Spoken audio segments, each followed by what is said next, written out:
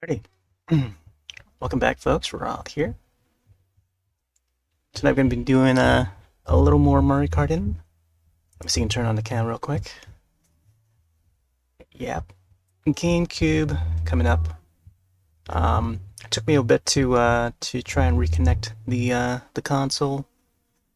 Had a bit of issues, but turned out that I had to connect an extra cable to power the adapter. So I'm not sure if I have the right angle, but right now it's like right above bird eyes view. But we're gonna hook up the controller, also memory card. Get some of the old consoles hooked up, and so you can look for the disc. It's the old school way to lit up console. Open up the hatch on the GameCube, insert the disc, make sure it's properly secured, and then power button. And if everything's done right, you get the visual on the TV. Here we go. Hopefully the volume is fine. I might probably just keep the cam on so I can show the the control. But I know, we'll see. I kind of also want to maybe switch to the wireless controller instead, the Waybird one. But I'm not sure if I have a battery that's fully powered or fully charged. I mean, first let's see if I can swap or add on the GameCube hat. Doot. There we go. Hopefully that is the correct one. Yeah.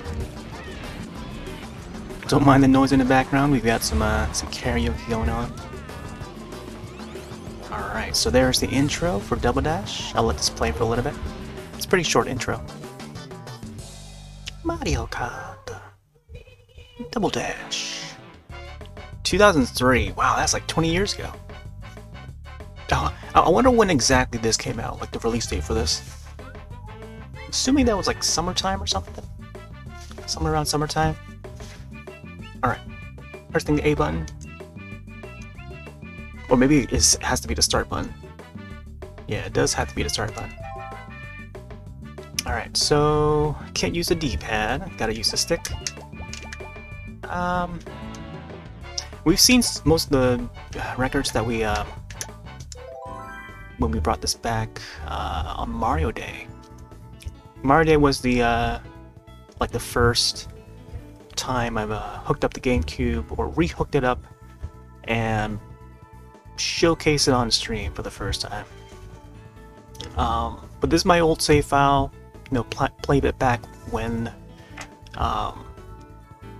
the Platinum Edition GameCube, which is this one here, back in 2003, I think. Yeah, roughly around 2003. So it was that same year when I played the Wind Waker, 3 sittings that summer.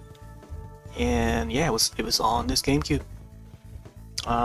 Played a whole bunch of Mario Kart, Double Dash with my cousin. So yeah, told most of that during the Mario Day stream. So showed all my records, I think. So let's take a little peek again. Oh yeah, right. The username for this. Don't disregard the usernames other than mine. I mean, you can tell which ones are mine and which one are not. So so yeah, the RS ones, those are my initials. So yeah, there's Flower Cup, Star Cup. Oh boy, my cousin Max. I don't know who the other person are. Oh my gosh, yeah. I just remembered. All right.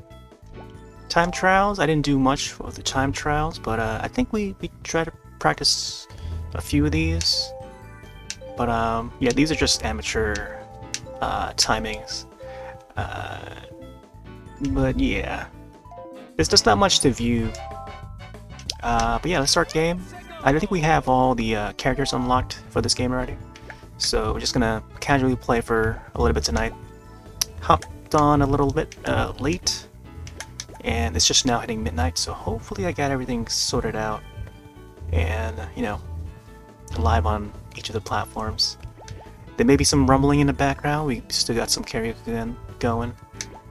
But yeah, let's do some Grand Prix. Not sure if I want to do 50cc or what. I guess we can start with 50cc. I guess we'll start with you know, the brothers, Mario and Luigi. Pretty standard setup. Let's see what carts we got. We got the Yoshi cart, acceleration. There's the Birdo. There's the Waluigi. Waluigi cart is pretty neat. There's the Toadsworth, I think, Turdsworth cart. I could probably stick to the, you know, either the Mario, Luigi. Seems to have a slow acceleration on this one, so I don't know. The Mario one is pretty average, so I might just start with that one. We'll do. I feel like we should do like all cup tour or something. I don't know how this card setup is gonna be like, but yeah, I'll start with Mushroom Cup. See if we can get some records, or I guess I'll just try to warm up on the controls, because coming back to this is just not, you know. Oh wow, we got the boost. That was weird, because I let go of the A button and then I press it again. I still gotta get that down. I know the GameCube one is a little bit different from the other Mario Karts. Okay. Oh, I can feel the rumble. I can definitely feel the rumble on the controller. It's quite different.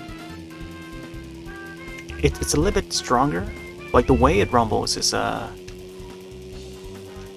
this is a little more. I don't know. You definitely feel it a little more, as opposed to like the Wii remote. It's been a while since I played the N64, and you know, feeling the rumble on the N64, so I might have to go back to that. But I think from memory, I do recall the rumble being similar on both the N64's rumble pack and also the GameCube's controller. We saw a big giant shell earlier. There's a Cooper shell that only Bowser and I think Bowser Jr. can shoot. Cool thing about Double Dash though, you can have two characters riding in a cart, and each can hold an item, like a projectile item, and you can swap between the two if you want to use like the green shell or red shell and stuff like that. I'm trying to figure out what the shoot button is. It might be like either Y or X, or it could be the L. Let's see, check. Okay, so it is X, and then it is also Y. So Y and X are like the same buttons. And then there's the R. The R and L's are I almost overlapped that next racer there. Looked like it was Donkey Kong or something. Yeah, it was Donkey Kong and Diddy Kong. So so the button on the GameCube controller, you gotta like really try to get it on camera. You gotta really like push it down until it clicks. So like, because if you go slowly, it doesn't really, you know, it doesn't really go in until you like that part. See? Yeah, click it down, then you get it. But the way it's like shaped is like, I don't know, concave for the L and R, so it's a bit weird. I'm glad that they reverted back to like the more smoother, rounded shape for the L and R. Because I don't know, I can't really say much about, you know, the GameCube controller's L and R's. So I think the Z button is more. It's more. This one's just like, you know, single click, classic style, single click. So it's not like the kind that you know, you push in and then it clicks, you know. So they reverted back to the Z style, the Z button here on the GameCube. Hey there, Josh. Oh man. how's that Mario movie? How's that Mario movie? Oh man, I gotta tell you, dude, I cried in that movie, man. 3 teardrops. I counted. I counted. Oh man. I felt the same with Wreck-It Ralph. Like when I saw that movie in theaters. Oh man, I still can't get it. It's weird how I got it on the previous one and it's like continuously let go and then press the A button again. Then somehow I just got it. But I know it's somewhere between the 2 and the 1. Just gotta figure it out.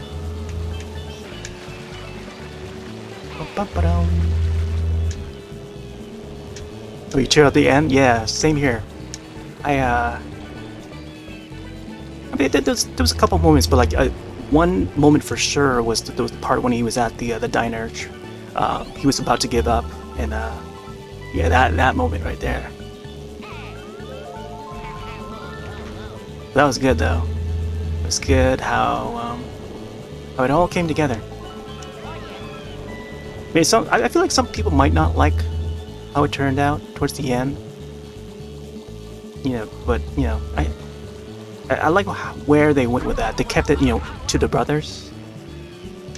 I don't know if you heard my rant from last night, but it's not spoiler free. It's all spoilers. Like the night before, though, the April 5th was the non-spoilery one, but I didn't really talk too much about it.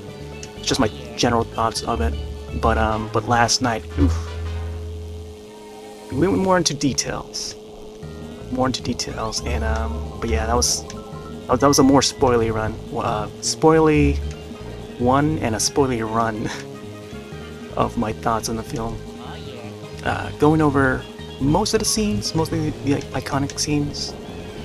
I didn't really intend to talk much more about it, but I guess from here on out, I could go into more details. I'm not sure.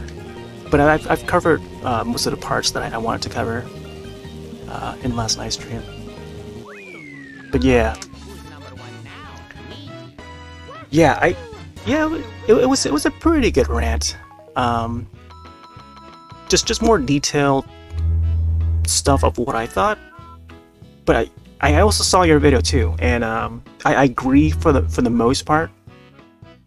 Like 95%, I agree on pretty much everything. And yeah, Peach. I feel like Peach. Yeah, she could use. See, there's I feel like I like seeing that, you know, that brave side of her, and that warrior side. Like that's a side of Peach that we don't really get to see too often, and it's displayed in that way in the movie.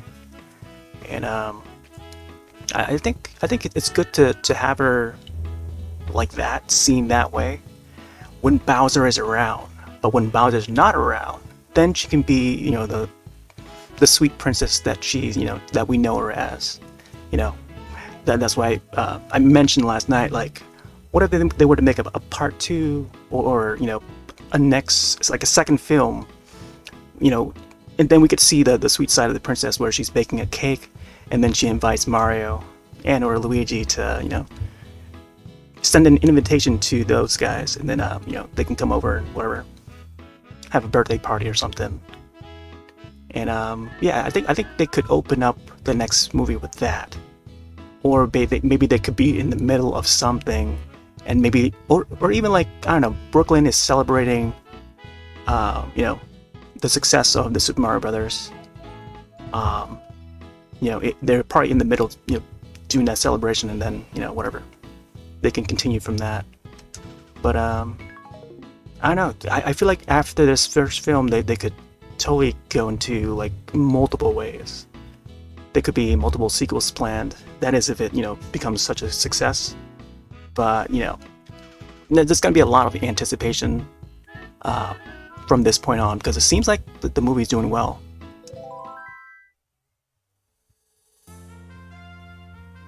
You give it to you again? Let's see. Oh, there was quite a lot. I had to, like, you know, output it um, pretty much all in one go again, I think. But let me see.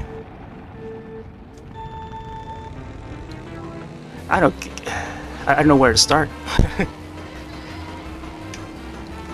but but yeah, I thought it was fine. You know, like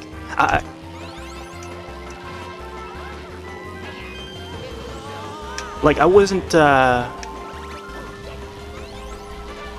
I know most people didn't like so before the movie came out, you know, I was not against like Chris Pratt or anything. I was fine with the, you know, I knew he was just gonna be okay, you know, voicing Mario and stuff. And like most of the voices, they seem okay, and they turn out okay. Like from the looks of the trailers, how the characters sound and stuff. Like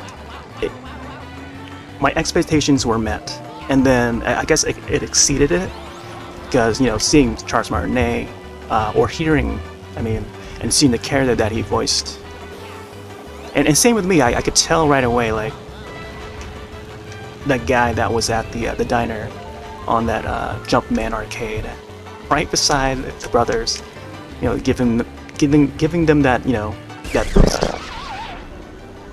at the beginning, and also during that commercial too, because I think it did sound like he also voiced that Mario in that commercial, because it does sound like him, and that can't, I don't know, I don't think that would be Chris Pratt's voice in that commercial.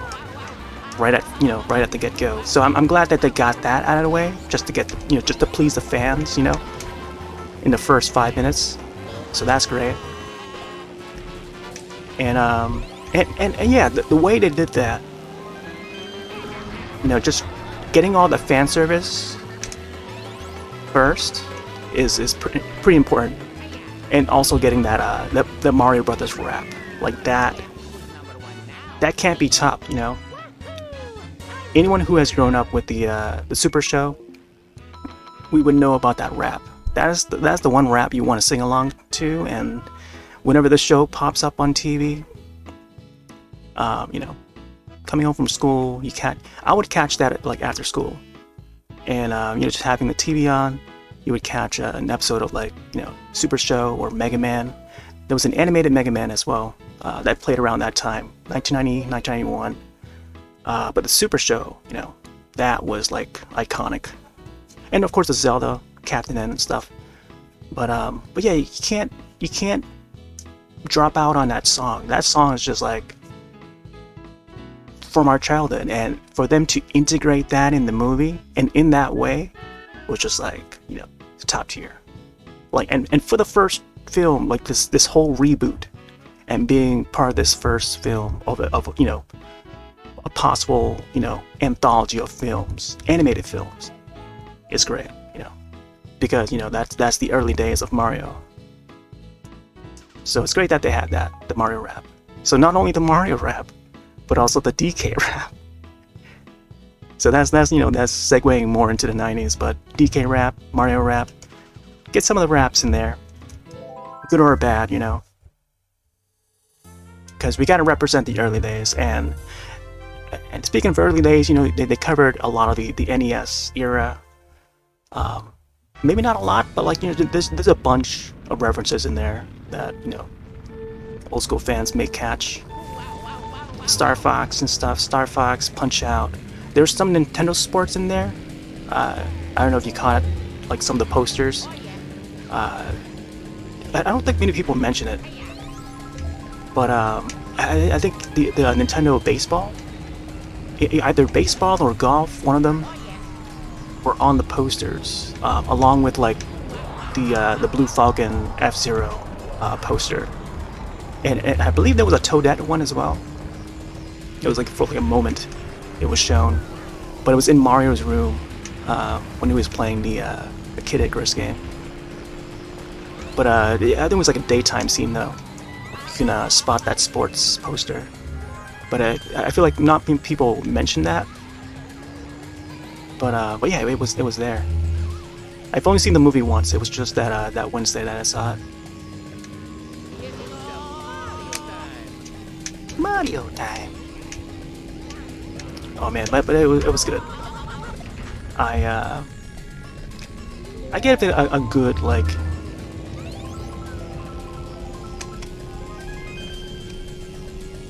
I don't know how to rate it.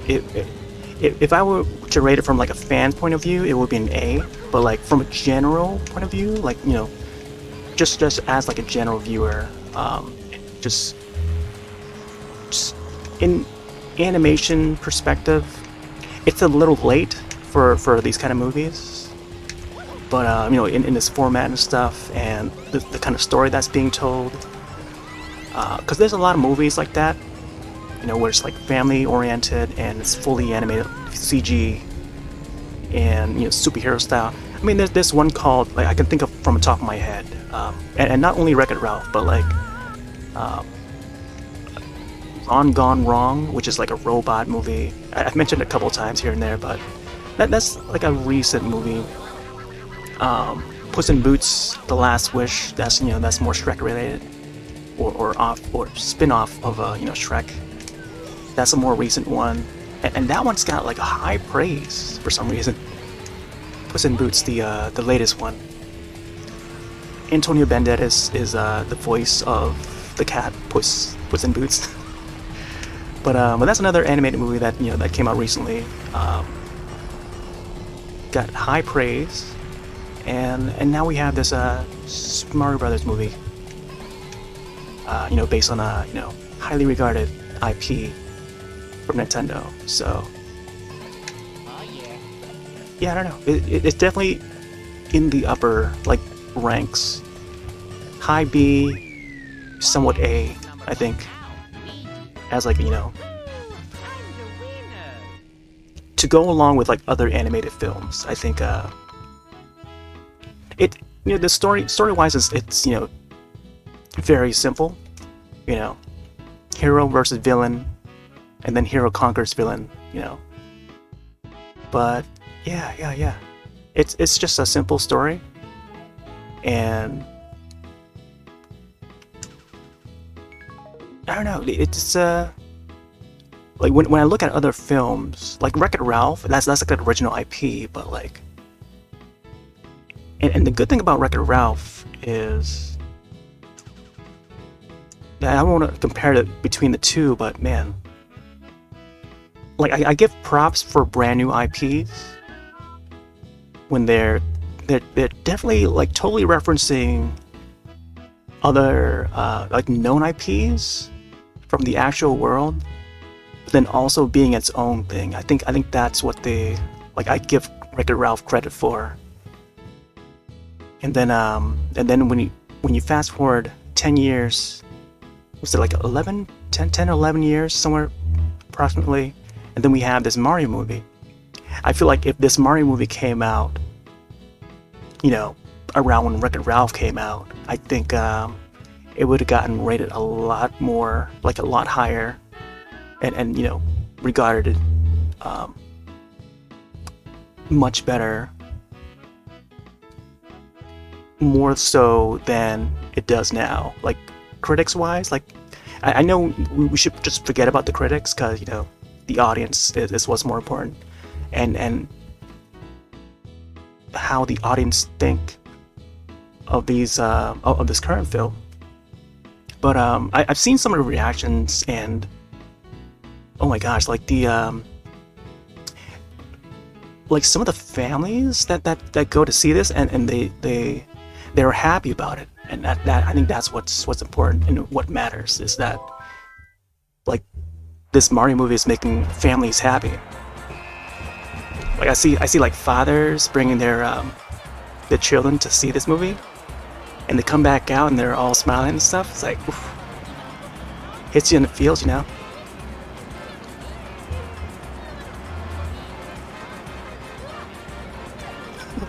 The piantas. This Toadsburg.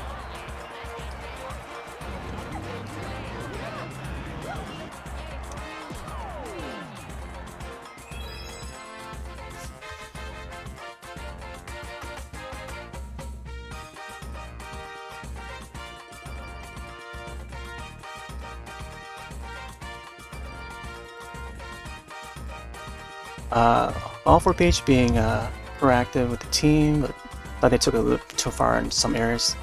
Yeah, I agree with that. I feel like I don't know. It's I think if we give it time, we'll probably start seeing the more familiar Peach, the more familiar side of Peach. But I know. I think we should just give it time. I think with anything, because I'm sure that they'll just do it. They'll try to give like all angles of each character with each iteration of the films, or each of the films that they plan to do. Because I don't know, I kind of want to look at it from the long run. Because maybe they're planning something. Maybe they're planning more films with this, and not just this one film.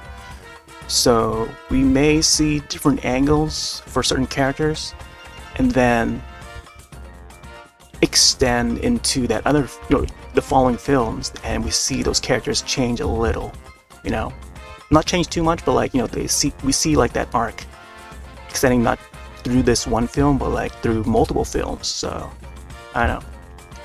We'll see more Luigi maybe if they do Luigi's Mansion style film. Who knows?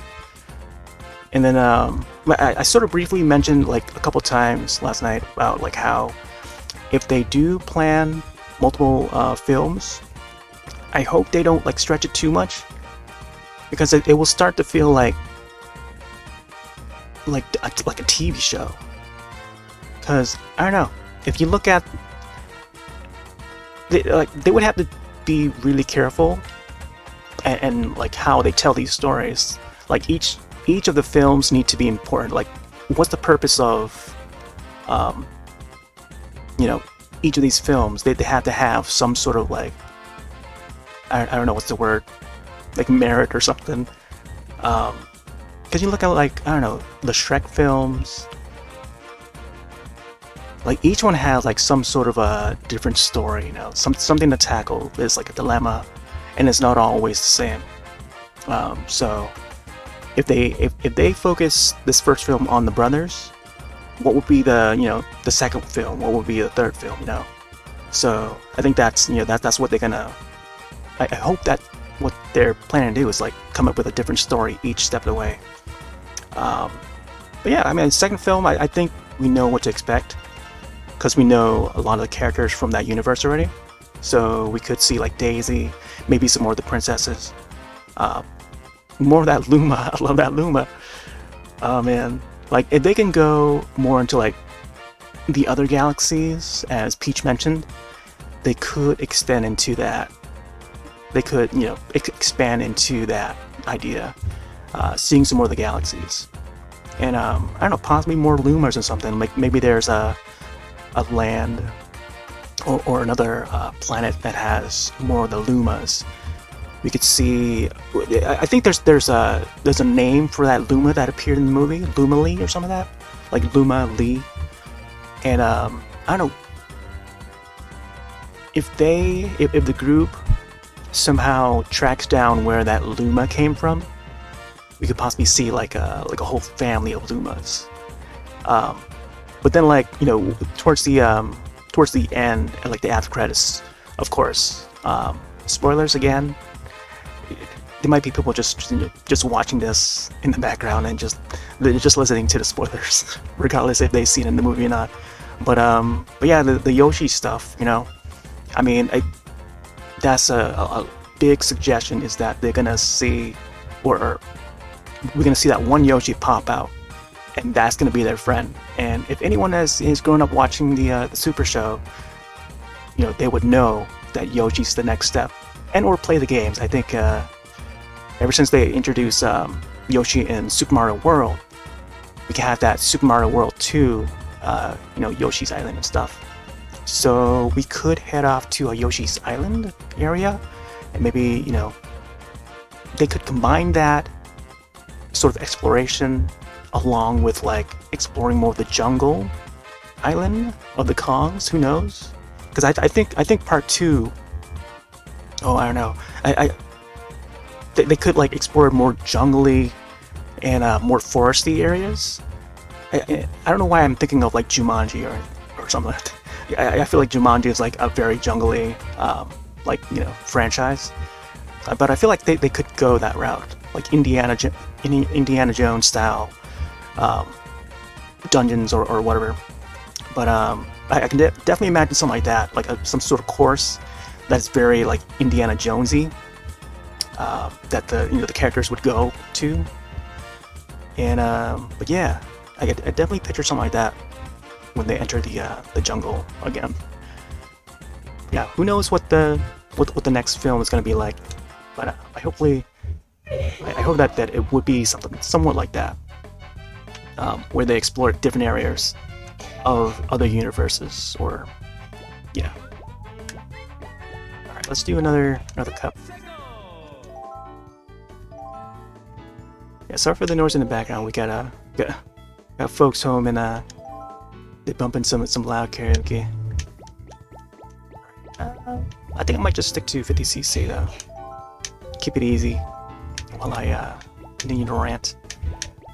Speaking of the princesses, let's do the princesses.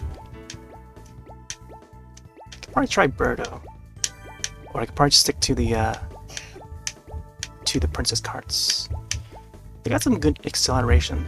I think the Peach cart or Daisy cart might be good. Not sure how to feel about the mechanics of this game though, but coming back to this, it's just, I don't know. It's I've forgotten how the mechanics for this game was like. But I remember the speed boost or the start boost is a bit different. The timing is a bit different. And I don't know if like swapping the characters even matter. Like when you're in the race and you're swapping the characters back and forth, if that would affect the speed, depending on which character's in front and stuff. Let's go with I know. Let's go with this one. Could be a slow speed. Let's see. Daisy's Cruise. Oh, Daisy's Cruiser. I like that one. I always want to see like a remake of Daisy's Cruiser. Okay. Yeah, I wore this pin when I went to see the movie, and an old Mario shirt.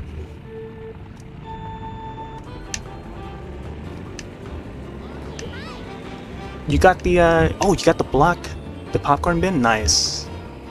I heard that those are going for pretty penny on eBay and stuff.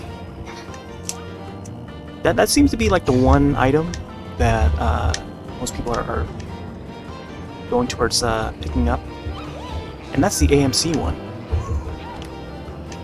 I've seen others grab the cup. It's like a Mario themed cup, like a drinking cup.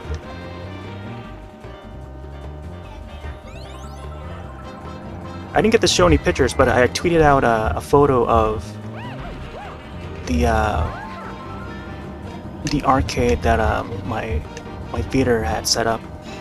But they actually had, or they still have, 2 Mario Kart Arcade GP DX, the deluxe version of the Arcade GP. And I shot a photo of it and tweeted it out.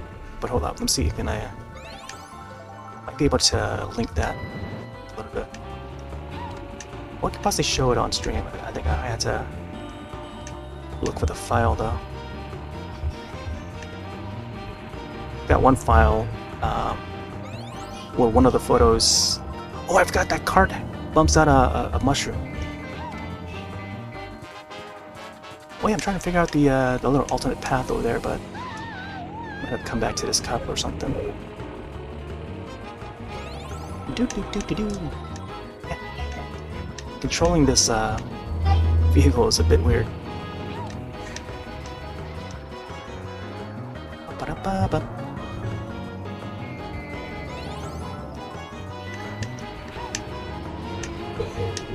But yeah, I think they could possibly maybe introduce Daisy in the next one. Let's go up here. Whoa! Oh man, that you gotta be really careful when you're up there.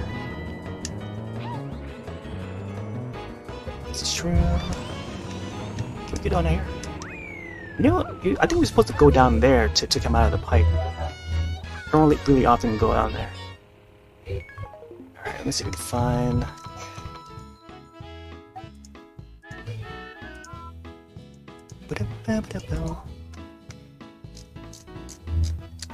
let's see. So there's my desktop.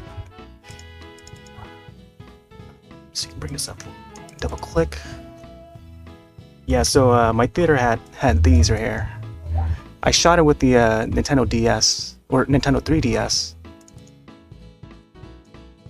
Resize that. But yeah, they had the deluxe version of the arcade GP. So for this specific entry, this came out a few years ago, but for some reason I never noticed that my theater had it until I went a couple days ago and saw that they had it. But the playable characters, they have they got the Pac-Man, and I think one of the brand new characters that they added that I didn't notice before was the Taiko Drum. So the Taiko Drum series is, it's been part of the Bandai Namco for a while. I think Rosalina was also selectable. Yeah, so Rosalina was a new one that's selectable in the deluxe version. So that was pretty neat. Yeah, so I want to show that real quick. Yeah, that was pretty fun. Quite a surprise when I went over, because I always try to take a look and see, see if they have any new games. And they did, so that was pretty neat.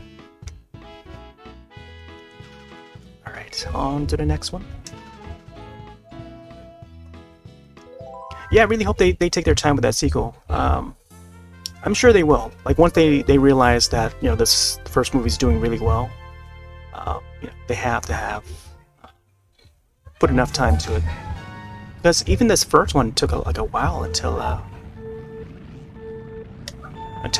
it finally released.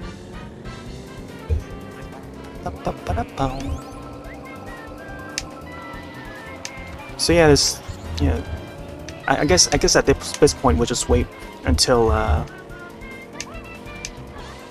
they'll announce the next one, which will probably I don't know, we'll probably see it in a next direct or something, or in a direct. But I hear that Miyamoto's mentioned something about the next Mario mainline game is gonna be in a direct. So yeah, that's what's coming next in terms of like Mario stuff. But it's neat that they covered like most of the games in the movie. There's little bits of pieces of like past Mario history in that, like all the way from Donkey Kong and Jumpman and all the way up to like Odyssey. Pauline was in there. I spotted Pauline. Sidestepper.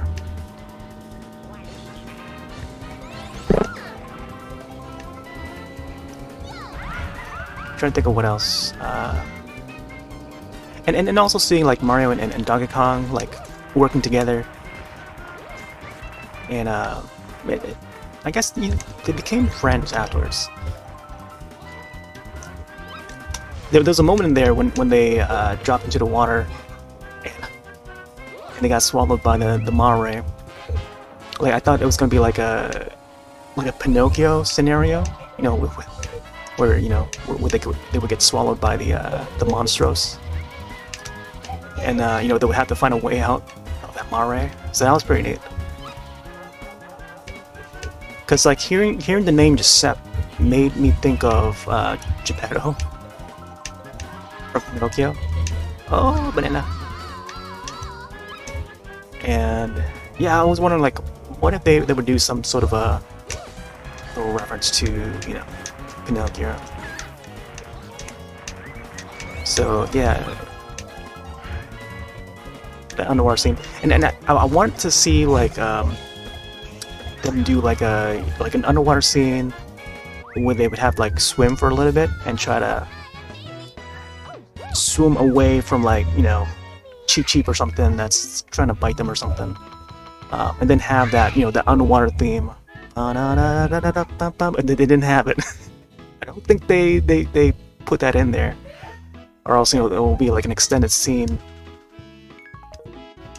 But I don't know, maybe they could have that for the next movie or something. But I feel like a lot of the ideas that we think they could have put in could be saved for future movies. So yeah. Man, there was another game that I thought about maybe featuring on stream, and Runner 2. I don't know if you played Runner 2, but Charles Martinet had a voice in that game. I think I have that on Wii U. I claimed the code recently, and just before the Wii U eShop was shut down. So I do have that on Wii U. I haven't played on the Wii U yet. Although I have played the Steam version when it came out. Got the soundtrack. Oh man, daisies. Man, they made Peach look good in the movie. I gotta admit. Like, she was oh, it's like another thing about the like Peach's backstory. And I like that they mentioned that they're humans. I don't know if you mentioned it in the video, but I did took note. I took note that that Peach mentioned that Mario was small. Like 2 times she said it, and she was like, "You're so small, but you're so small." Like 2 times. Oh man, way to make Mario feel small, right? And it doesn't have to be like I don't know what the word is.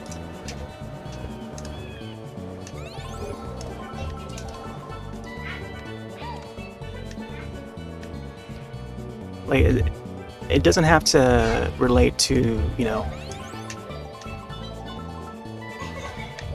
women being powerful or anything, but like it's neat that they made that apparent for like a moment. But then you see the characters change on the second half of the film, So that's something to note. Like there's like folks out there that don't see that as a as a thing. Like they don't recognize it as like anything important. Because I read some of the some of the folks that didn't like the film, and they're probably not fans of the franchise in general, but they're just probably watching it as as is, because maybe they've seen like oh boy, maybe they've watched other films, and they're just taking this as another film to watch, and who knows, maybe they're not as familiar with the franchise, or maybe they are familiar but they just don't really connect with the property as much as some of us folks. But I've read some of the reviews, and like they don't feel a thing with the story and with the characters at all. Like and they're viewing it as like, I don't know, like they don't really like they feel like this film is like a generic film. But yeah, I don't want to go into details of that. But I do want to see like how new folks are watching this, who are just like just common moviegoers, and just watching this and seeing how they would come out after watching it. Like would they become like new fans of the series? That's what I'm curious about. But there's bound to people that won't like it, some that do like it. But then I also feel like the majority would like it, no matter what. So I think the majority of people that do like it would be the type of moviegoers or movie watchers that like animated films and just family film in general, because this is a family film. So if you're not into these kind of films, you probably won't like it. You might as well watch whatever else, maybe an R-rated film or something. Yeah, I wouldn't say that's like the opposite of this, but like not this, but like the movie, the Mario movie. I mean, but I don't know this. There's always a movie for everybody. Different genres are why they're there. But yeah, family films are they're not for everybody. It's like, not to knock on the genre or anything, but like even musicals, not everyone is into musicals, and this one had a couple of numbers. Maybe I should mention it, maybe not, but man, that Bowser song, man. That Bowser song was stuck in my head all morning. I don't know about you. Oh, did you see the music video for the Bowser song? Jack Black sings it. Oh man, I don't know why I keep on swapping the princesses. But yeah, there's a music video. You can probably find it easily when you search up the song title. The soundtrack has been put out on double vinyl and double CDs, and also cassette. And the Bowser single is its own separate 7-inch. Oh look, you can see the sun. See, the cool thing about this track is that you can see the sun, and I kind of miss it. The remake took out the sun, and it's more nighttimey in this. But man, that song was stuck in my head all like long after the movie, long after seeing that movie. Like at first, when I like watching the movie, like you hear that song a couple of times, and it's got to the point where it's like it's a little bit stretching that it's neat to see like the soft side of Bowser for once. Like they really extended like that side of Bowser in this movie, but it sort of wraps up in the end. Hey there, Robotic, welcome in. With his his bossy side again, his evil, want to take over the world side again. So that was pretty neat. But yeah, I like how they did Bowser.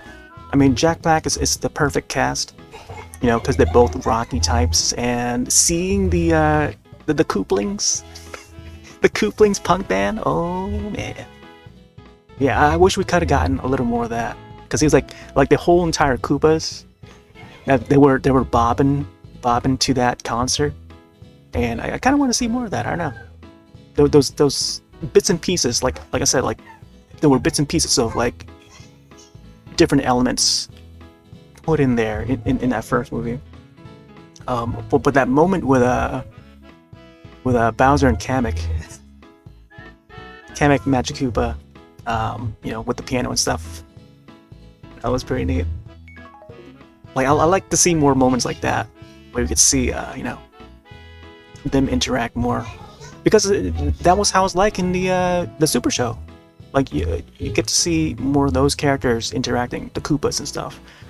That was something that we were curious about, even at a young age. Like you play the Super Mario World, Super Mario Bros. 3, Super Mario's World.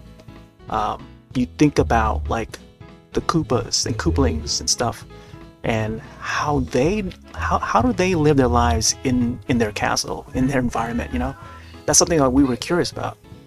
So it's pretty neat to see some more of that in this new modern, CGI.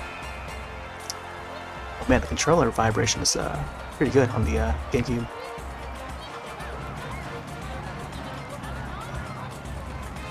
But yeah, Robotic, we were talking about the Mario movie again. I don't know if you've seen it, but spoilers abound, by the way. Spoilers abound.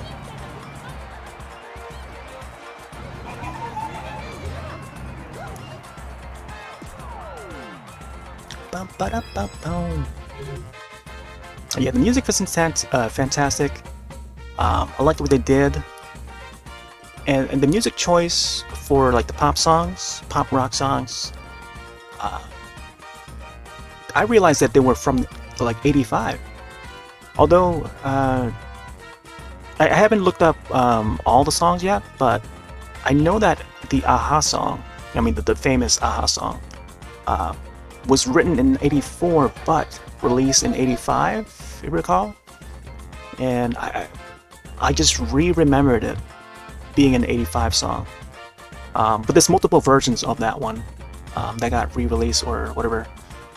So it finally hit the charts, like high in the charts, by '85. So I feel like they definitely looked up to see what were the hits in '85, because I think they were trying to target that '85 because of Super Mario Brothers release in '85 and also the NES. So that was neat, and for them to incorporate it in the movie, it's great. The placement of it and the timing of how long they had that song playing, though, I don't know. I feel like they could have shortened it a little bit, and or maybe just have the instrumental version of that song in there rather than, you know, playing the lyrics version. But I don't know. Anyway, it's kind of nice just to get like the general audience appeal, because, you know, maybe there's a viewer that are not familiar, or maybe they're not too into like the Nintendo stuff, but they're watching the movie because their kids want to watch it or something. Who knows? But then they're familiar with those songs, so those songs would connect with them, or they connect with those songs. But yeah, I think it's there on purpose to connect with like more than just the Nintendo audience. So that's pretty neat. I see it from that point of view. But let's see. I guess I'll just stick to 50cc. Let's go with Yoshi Birdo. Yeah, let's do I don't know. I feel like I can do a Birdo Kart. We'll just go through each of these cups and see how we do. Ba ba ba ba. Yeah, they didn't get to show Birdo yet, so I feel like they could save that for, you know, future films or something. Oh man, still can't get it right. I gotta like continuously just press A. Maybe like, you know, keep on tapping it or something so I can finally get it. Man, did they really change this course? Originally, they didn't have the alternate path as the 8 remake does. Oh, big freezies. Oh my gosh, wow. I just like tapped it just a little tiny bit.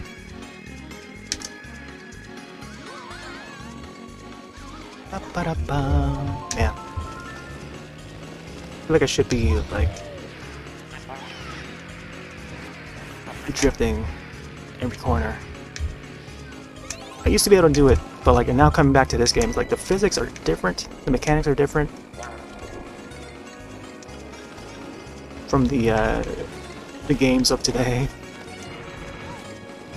It will definitely take a lot of readjusting to finally get it down again.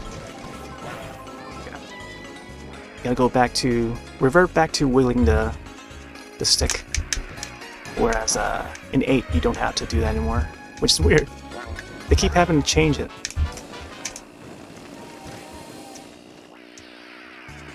So when I finally realized, like, playing 8, I realized, like, wow, you don't even have to do the stick thing anymore? What? Yeah, I have to, like, adjust myself to it. Oh my gosh, that one might block, wasn't it? Burrow shoots an egg. I think same as Luigi. Banana.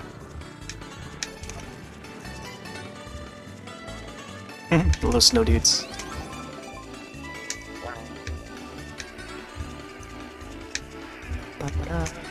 So slippery.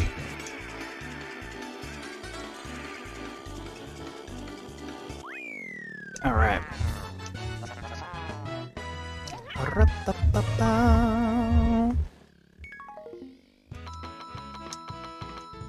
Ba-da-ba-ba-bow.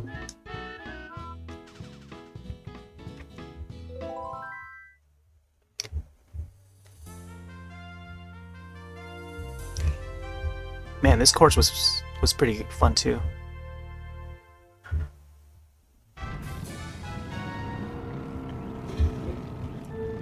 Would be neat if they were to remake this one. Can't get that one. And next time I'll just like tap it. I remember to tap it. I think if they were to bring this course over to 8 Deluxe, there would probably be like an alternate path that we could take. Both grounded paths and also like aerial paths. Oh! Cutting through the movie theater there. And I feel like just before the finish line, there's that that second level. Let's see if you can find it. Daisy's like, "Hi, I'm Daisy." Oh, imagine that! Imagine Daisy shows up in the movie, and then that's the first thing that she says. Yeah, I was thinking like, what if we can drop down there somehow? It'll be acceptable, you know? Like, you can drop down there, and then, like, somehow you can recover and come back another way. And back on path and stuff. Like, I feel like with a remake, they could do that.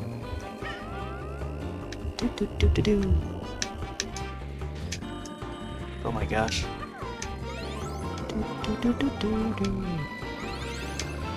And all these, the bridges and stuff, I feel like it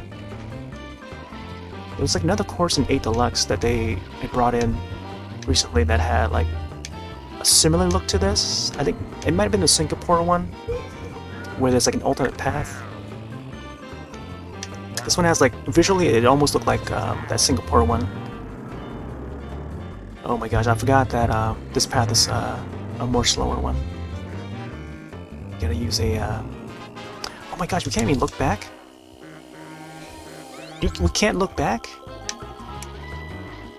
Yeah, I just realized that. No.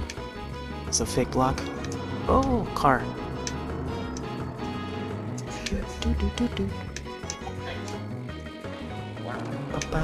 So you can't even hold on the item.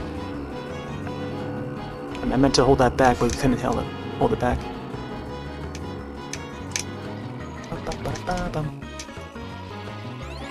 Yeah, I feel like they could definitely spruce this this course up and make it look more flashy, kind of like the Singapore map.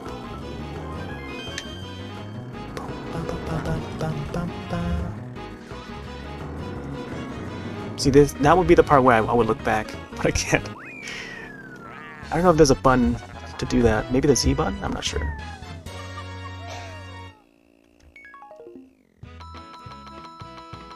Yeah, I think Yoshi's Island for the second film. We'll probably explore a little more of that. We'll probably hear a whole bunch of like Yoshi's Island tunes, and that's gonna be great because the soundtrack for that game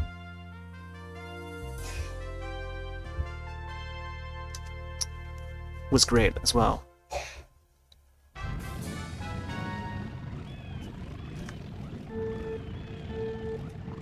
Nope. Didn't get it. Man, I don't know how I got it the first time.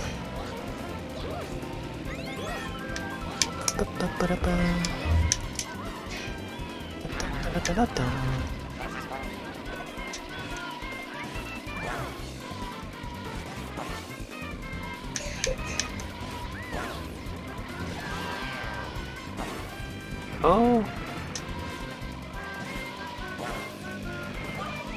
I wonder if it's any different if we swap the players back and forth. Oh. I wonder if that was like a homing egg.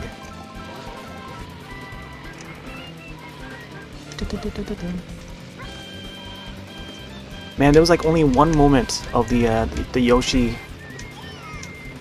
Yoshi dragons that appeared. I was hoping that we would see more, but just like a little sneak peek to each of the levels or each of the areas. And oh my gosh, yeah, when they show the Yoshis, I was like, oh, I hear that music, you know, the Yoshi, the little riff in the music. And one of them that was like peeking at the like at the center, there was like one like that was looking back at us. That was pretty neat. It was like watching Jurassic Park, and then, you know, when the camera pans over to like a bunch of like, you know, a pack of dinosaurs, and then you see that one dinosaur that, you know, looks back at you. Kind of have that I don't know, feeling. It was like a Spielberg moment.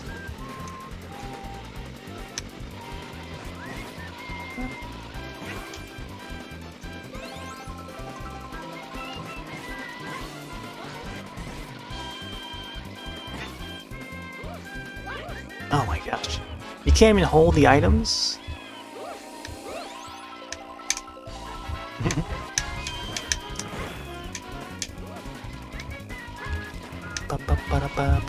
I mean, I guess technically they are still holding it, but I was hoping to get like a second item. I guess that's probably why they call it Double Dash, because, you know, there's two characters that's on a cart, and each of the character could hold one item each person. Man, I mean, it's neat that they tried this idea, but oh man, I don't know. I kind of like fast forward to like Mario Kart Wii. I think the Wii did it a little better. I know there's fans of Double Dash, but I think the Wii version did a little better though.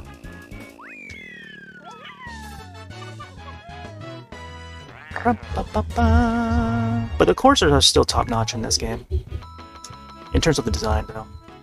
It's just, I don't know, the Double Dash stuff is like, there's like certain rules that you can and cannot do, and, you know, I kind of miss them. Can't really look back like the other games.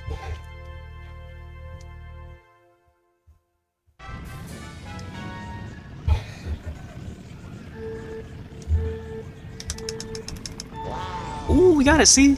Oh, see, we had to tap it. Man. There's gotta be like multiple ways to do it. So tapping is one way. Sorry, princesses. We got a blast. Birdo's voice though. So yeah, this was Birdo's first appearance in the card game.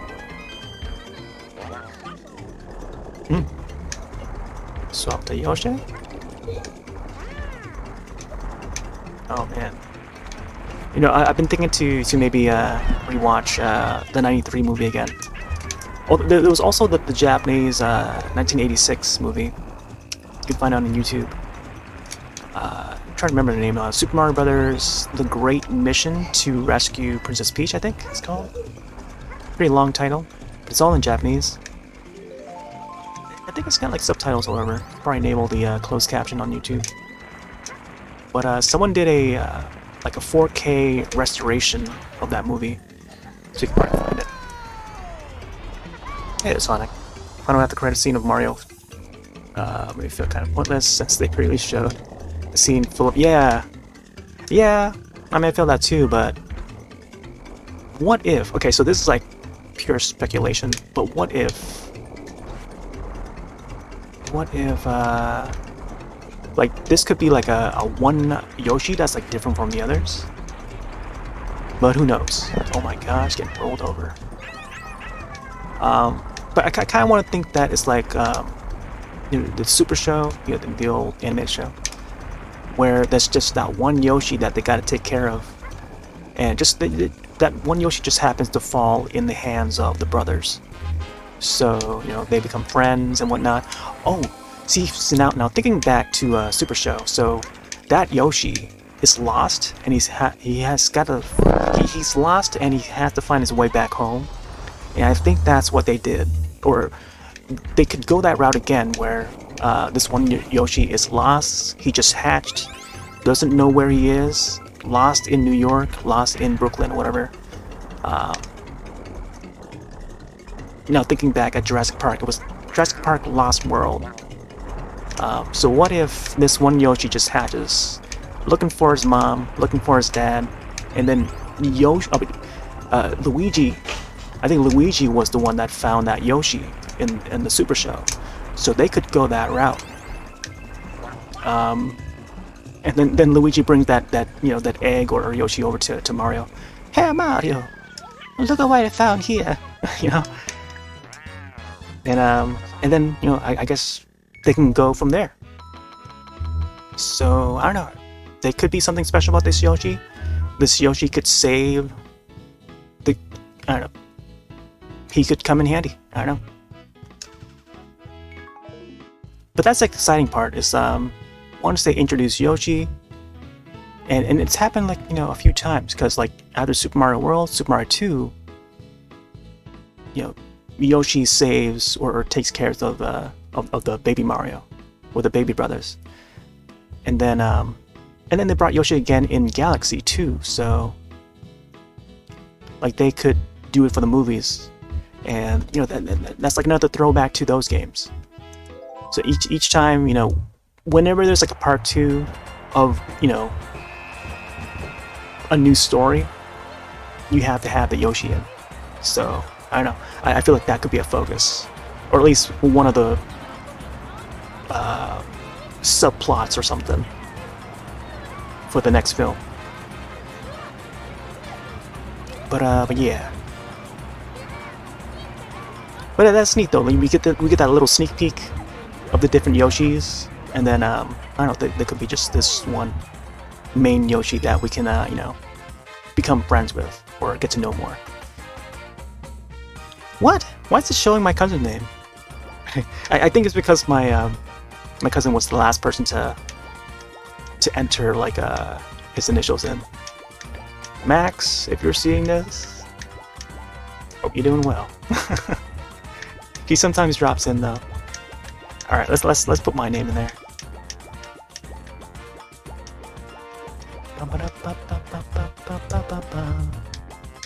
Rex. Put like Rex. Yoshi Rex. Oh man, if we could see like other types of Yoshis. Ooh, rocks. Like that'd be awesome. I would love to see more. Ooh, RSX would be a nice one. I could. I'll probably just put like RSX, like the Acura RSX. It's been like what, 20 years? 20 years. We need an update on the username. So we went from RS with a dot to now an RS, and then the X would represent whatever.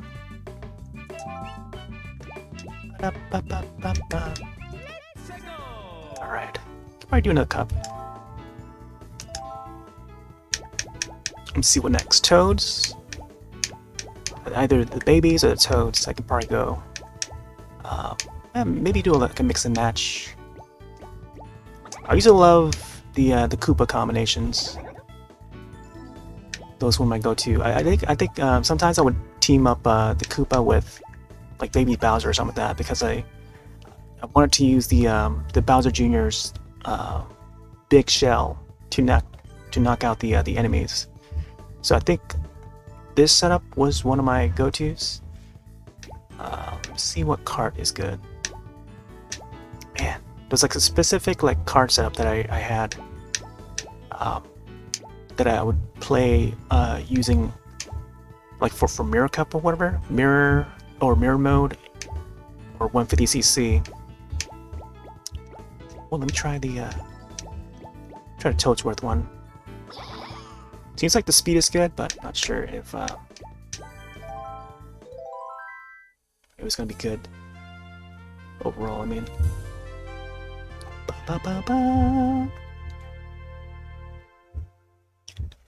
Yeah, I was...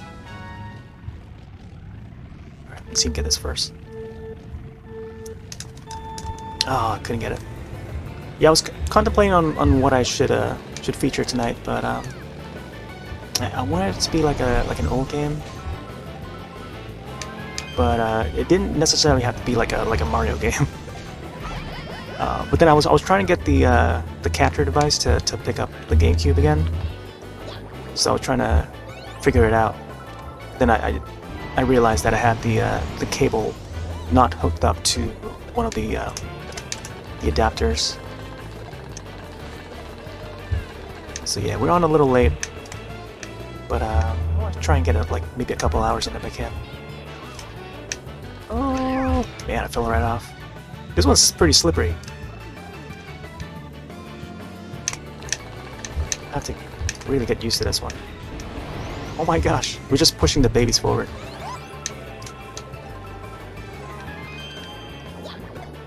Wow, can you shoot that one backward and forward? Come on! Man, good thing we don't... It does a guardrail there. Man. Hopefully nothing's in front of us. Oh man, I remember hopping off that ramp and then like landing...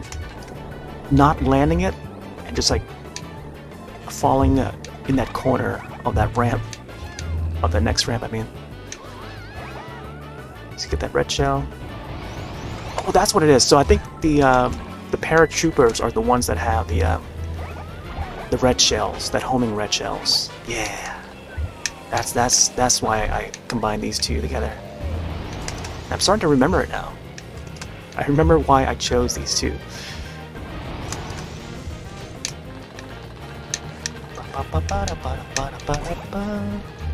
See, I see how, like, why they chose to go this route. It's just like experimenting with, like, you know, different mechanics and stuff,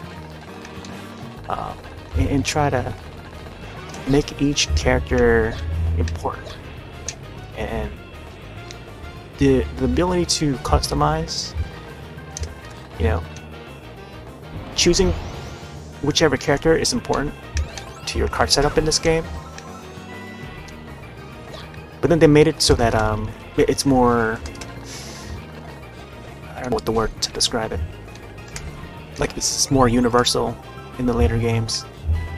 I think once the Wii came out, or Mario Kart Wii, I mean, or maybe even the DS. I'm not sure if the DS had a similar setup as the Wii, but well, at least the Wii had, like, you know, they introduced the bikes, carts along with the bikes, so the mechanics for that is you know, a little more to the right path. And then they sorted it with lightweights, medium weights, and heavyweights. I kind of like that setup a little more, like how that is organized. So I think with Double Dash is kind of similar too, but like with how they display the level stars, or the stars for each character. But then like it starts to change if you choose like a different card and stuff. So like that part is confusing.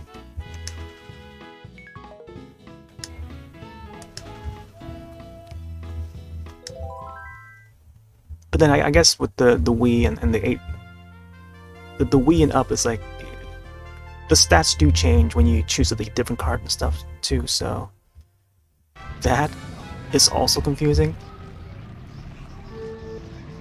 But I don't know, for some reason I feel like the later games are a little more organized on that.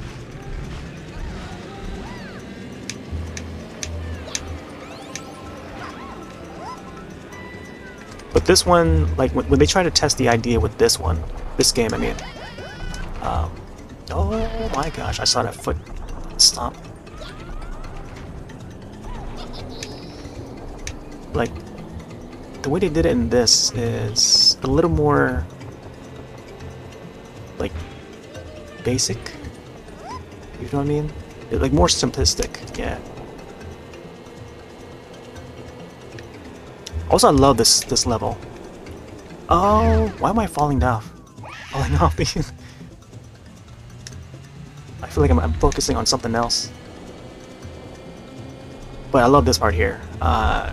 Getting on the bridge and we see that, you know, the dinosaurs here. Oh, man, that angle. I love it. One of the highlights of this course, just getting on that bridge and seeing the dinosaurs. Oh. So what I hoped from the you know, from this this Mario movie was to see more dinosaurs. Because I feel like, yeah, I think what's synonymous with like the Mario universe is like dinosaurs and just like time and space. Like another element would be like space, and that would be like a later element. But yeah, they should always like maybe start off with like. See, what they could do is they start off with, you know, just the Brooklyn area, so they're like local. Their, you know, their life, you know, where they're originally from and stuff. So Brooklyn, kind of like the '93 movie. The whole Italian thing, Italian family. You know, focusing on the family. I think that's a great idea to start with, as like an origin story, and then come in with the dinosaurs and stuff. So again, like the '93 movie, they could do some more dinosaur stuff along with the Yoshi. Oh my gosh, bumping off from Bowser. Yeah, so like. Yeah, once we get that Yoshi stuff in, we could see more dinosaurs, more Koopas, or Koopalas, and you know, the rest of the Koopas and their family. So we could see like the Koopalings, you know, Wendy and stuff, and their band. Oh yeah, I just recalled some of the moments in the Super Show. And again, the Super Show plays a big role in inspiring these movies. So yeah, if anything, they could do they could follow up with like how they did Super Mario World, because Super Mario World was another like follow up to the Super Show, and still making it animated. There was Super Mario World, and then there was like there was something else. I think it was based on Super Mario Bros. 3 or something like that. But I forgot the name of that one.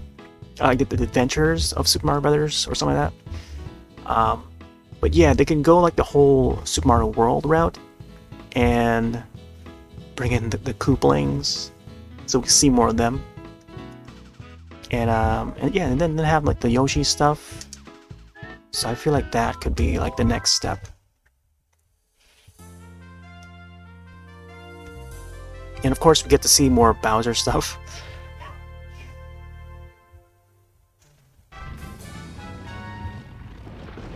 Like the inside of his castle and stuff.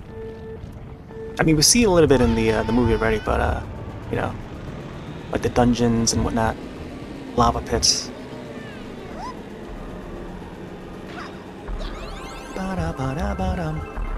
Oh.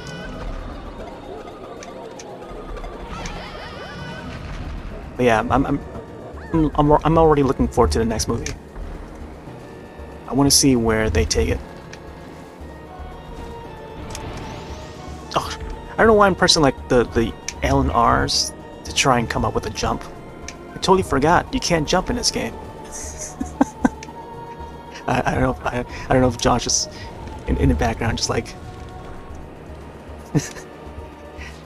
See, Josh, you can't jump in this game.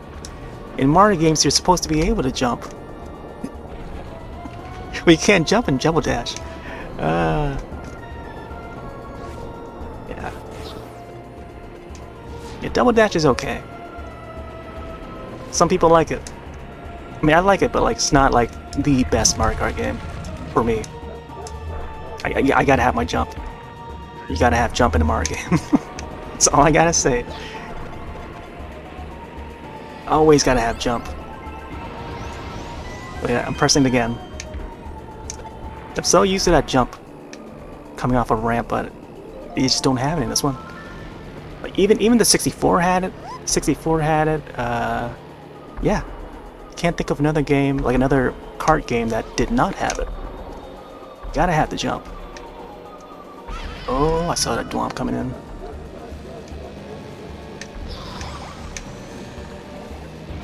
Yeah, there's another moment right there. Why bother having these ramps if you can't jump? Oh, that's Bowser right there.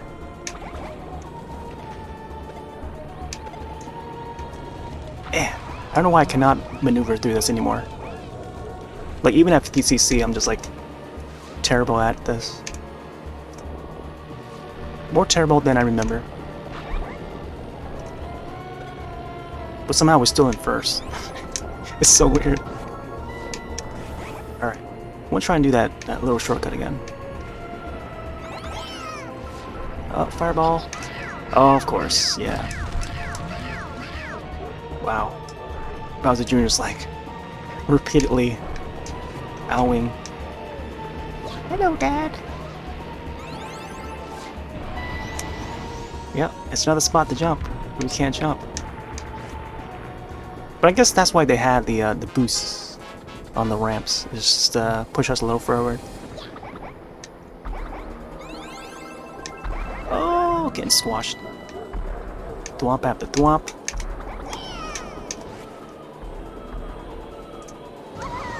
There you go. You gotta slide through that. Man. And in order for me to perform a little better, I gotta like really focus on this and just be brave about it. Take nothing from nobody.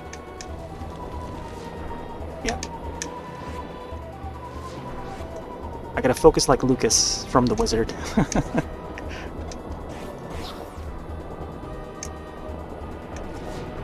Do it for the love of the Power Glove. Oh, fireball. Oh, and we fall in. Wow, we are pretty ahead of the pack, too.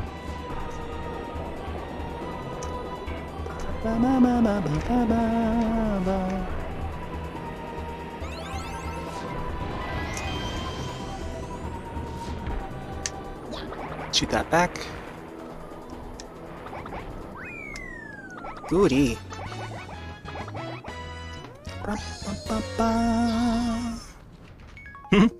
The zoom in on Bowser Jr.'s face.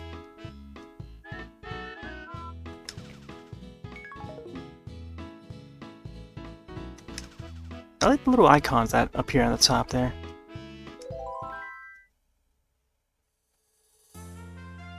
Oh, here we go. Man, the Rainbow Road. The Rainbow Road in the movie was the fun part. And the music for that. Cool, we got it. Da, da, da, da, da. So like that part right there was the part that they had in the movie. And it just felt exciting. Like, oh, you know, like this is what we're here for, you know, like, you know, the Rainbow Road part is coming up, and like we just hear that piece of music, all orchestrated and stuff. Like, man, I was ready, man. Of course, they didn't play the entire melody, you know, but just hearing those, like, you know, those first few notes, like, you know for sure that's, you know, what we're gonna get.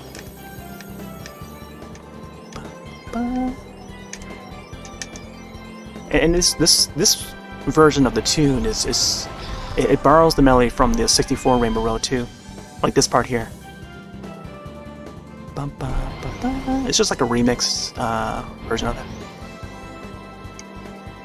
But it's this one, and then the Wii version is popular. But I think this GameCube version of Rainbow Road, the tune for it, is probably the most recognizable, because it's been written in lyrics. I've seen like YouTube videos that had had done a lyrics version of it. So they add their own lyrics. It's called the road, it's called the rainbow. Like that. That is a well-known one. So I wonder if that's why they chose the GameCube version to feature in the movie. And I guess just those first few notes are just like, it's just so recognizable, and it just like gives that that hype feeling, you know. Maybe that, you know, and I guess it works, and it works really well. Oh my gosh, this card is so wide. It's probably the widest cart of all the carts.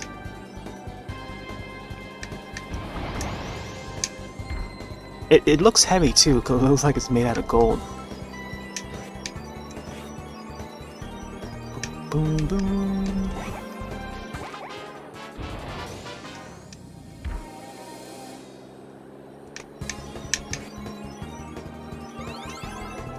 Oh, bananas! Oh my gosh. Not a great place to have bananas. Don't make us go bananas.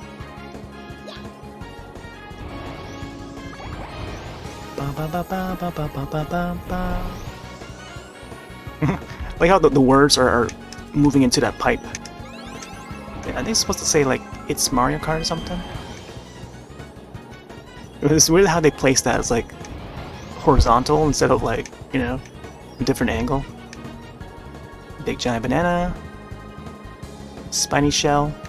Oh man, that spiny shell scene was just... Oh my gosh, it was like a... Someone dropped their star just now. Man, that spiny shell scene was just so good.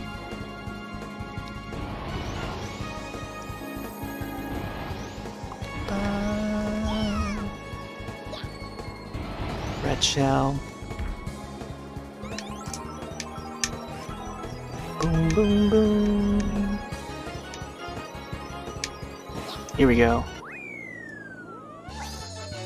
Yoshi egg. Man, the Koopa Troopa looks so shiny. I don't know why they made the models look so shiny in this game. It's like it's like how like the Wii version has like this sort of gloom effect to how the game looks, but this one's just like shiny, just without the dreamy gloom to it. The Wii version is also kind of shiny, but like it's got that extra layer of like dreamy gloom to it, which is nice. And it's unique for that entry of Mario Kart. But yeah. Yeah, it looks very similar to this one, just with minus the dreamy gloom. I don't know how else to call it, but that's just how I describe it, I guess. Hey there, Jess.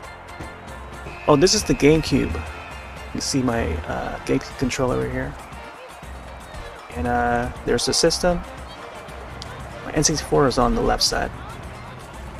I got a bunch of games for GameCube. Here's my game disc wallet. I'll do a quick little slide. Super Smash Bros. Melee for GameCube. Got Shadow the Hedgehog, Metroid Prime 2 Echoes. Nintendo has not remastered this game yet. But I could possibly maybe feature this someday, who knows. I could maybe play through the first Metroid Prime and then make my way to the second game. Star Fox Assault. There's Legend of Zelda. Oop. Legend of Zelda. Which one is this? Can't even see. Ocarina of Time. So this is the one that had the. You can choose between the regular Ocarina of Time or the Master Quest. Yeah, and then it had a whole bunch of trailers too you can watch on there, including Wind Waker. The trailer for Wind Waker. Trailer for I think 1080 snowboarding for the GameCube, And I think that like WarioWare was in there as well. You got Mario Party 4, Mario Party 5, Mario Party 6, Mario Party 7. I pretty much have all the Mario Parties from 1 through 8. 8 was on the Wii, I think. We got some WarioWare, Mega Party games, Time Splitters 2, and 13, Ubisoft game. But yeah, there's just some of the GameCube games that I have quick access to in the wallet there. But I've showcased a bunch more in previous streams. If you look up the Mario Day one from earlier this year or from last month, you'll see a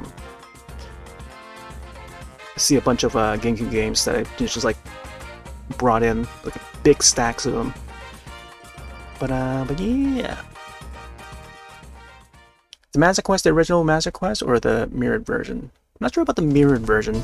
So the mirrored version, you might be mistaken for the Twilight Princess, because Twilight Princess had that sort of thing where Link was left-handed, because you know Link it was always left-handed for Link, whereas the Wii version had him right-handed, holding the sword on the right arm. But yeah, that is not the case for Master Quest, I don't think. But you know, it's been that long since I had played it, so. But yeah, Ocarina of Time, and then there's Master Quest. But I'm not sure if there's anything mirror mode about it. But when it comes to mirror mode stuff, it's just that Twilight Princess that comes to mind. So it could be that one. Hey there, Pufferson. Thought Super Mario World came before the cartoon. Yeah, no. So the thing with the cartoon is there's different cartoons. So there's the Super Show that came out. I'm not sure exactly what year, but there's another animated series that came out after the Super Show. So Super Show, Super Mario World, which had its own animation, which is still the same, but it's without the live action stuff that was in the Super Show. So it's just only, oh look, there's Charles Mountain name in the voices. So from what I recall, the Super Show, I even have the DVDs behind me. Let me see if I can bring it.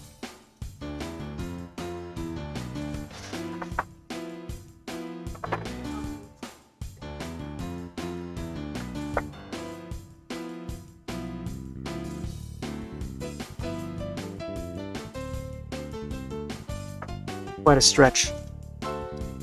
Well, here's one of the volumes. This is volume 2 of the Super Show. I'll put it on here for now.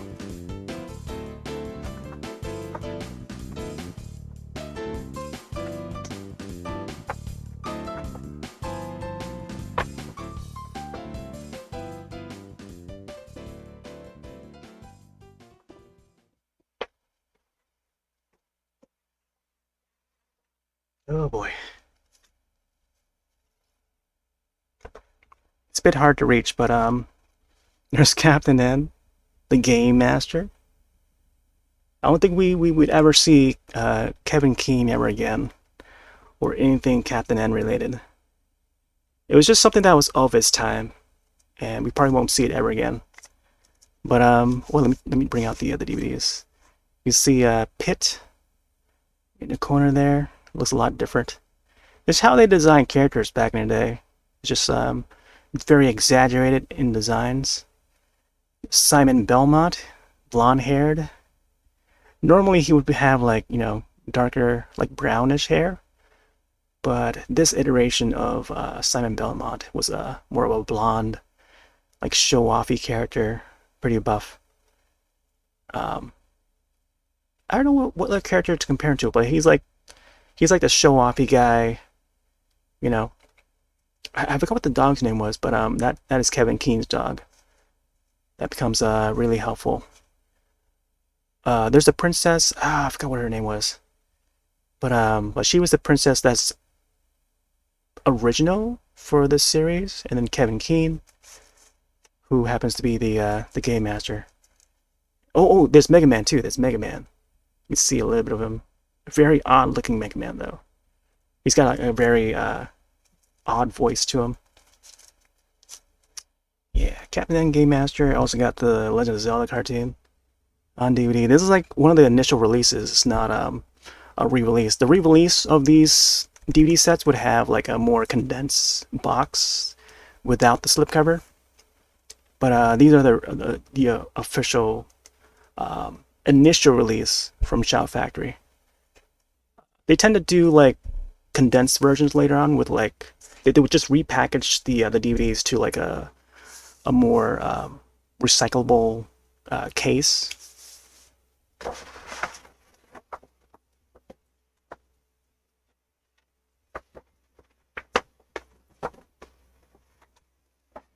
Okay, so here is the first volume.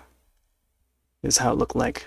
I bought these way back when they were initially released for on DVD, because Shout Factory had the license to put them out. Still got the plastic on them. But yeah, that's the first volume. So Super Show came out first. Let me see what year. 1989 from Deke Entertainment. So 89, that was around when like Super Mario Bros. 3, somewhere around there. Super Mario Bros. 3, if I recall, was like a brand new game. So before World, before Super Nintendo came out, and then after the Super Show was Super Mario World, the animated series, and then after World was I think there was another one after that, Adventures of Super Mario Brothers or something like that, if I'm not mistaken. But there's like I think 3 separate animated series, but they were kind of short-lived after that. Oh, I got these a long time ago, way back. Somewhere around like the Wii era, when the Wii system was still brand new, either before or after. But these were released. Let me see what year they were released. For the DVDs, I mean. Just shows that it's 1989, but it's hard to see if there's any other years attached to it. Might have to look it up though. Check the other boxes here. Yeah, the Zelda one was also 1989. So you know they would air on TV at the same time. I used to catch them. There was also the Mega Man animated series, which is another show, companion show that would air around the same. It was a little later though, because I remember catching that after summer school. Like coming back home, we had summer school. This one's also 89. Like along with Casper and Scooby-Doo, I think Scooby-Doo was also airing. Okay, so it's like according to the Captain N release, I don't know why it says 1998, but 2006. So possibly 2006 was when they put this DVD out, this Captain N one. So that was the same year as the Wii. So yeah, roughly somewhere around there was when they put these out. They came out with like other releases, like they would choose like some episodes to put in a single DVD. So like sometimes they have like a best of or something like that, or something themed after, you know.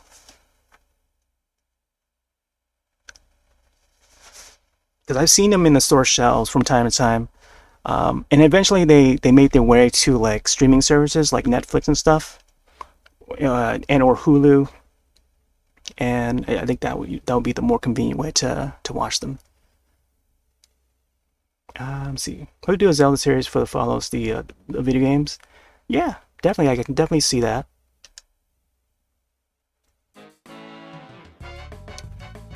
All right, I might be able to fit like an all cup or something next.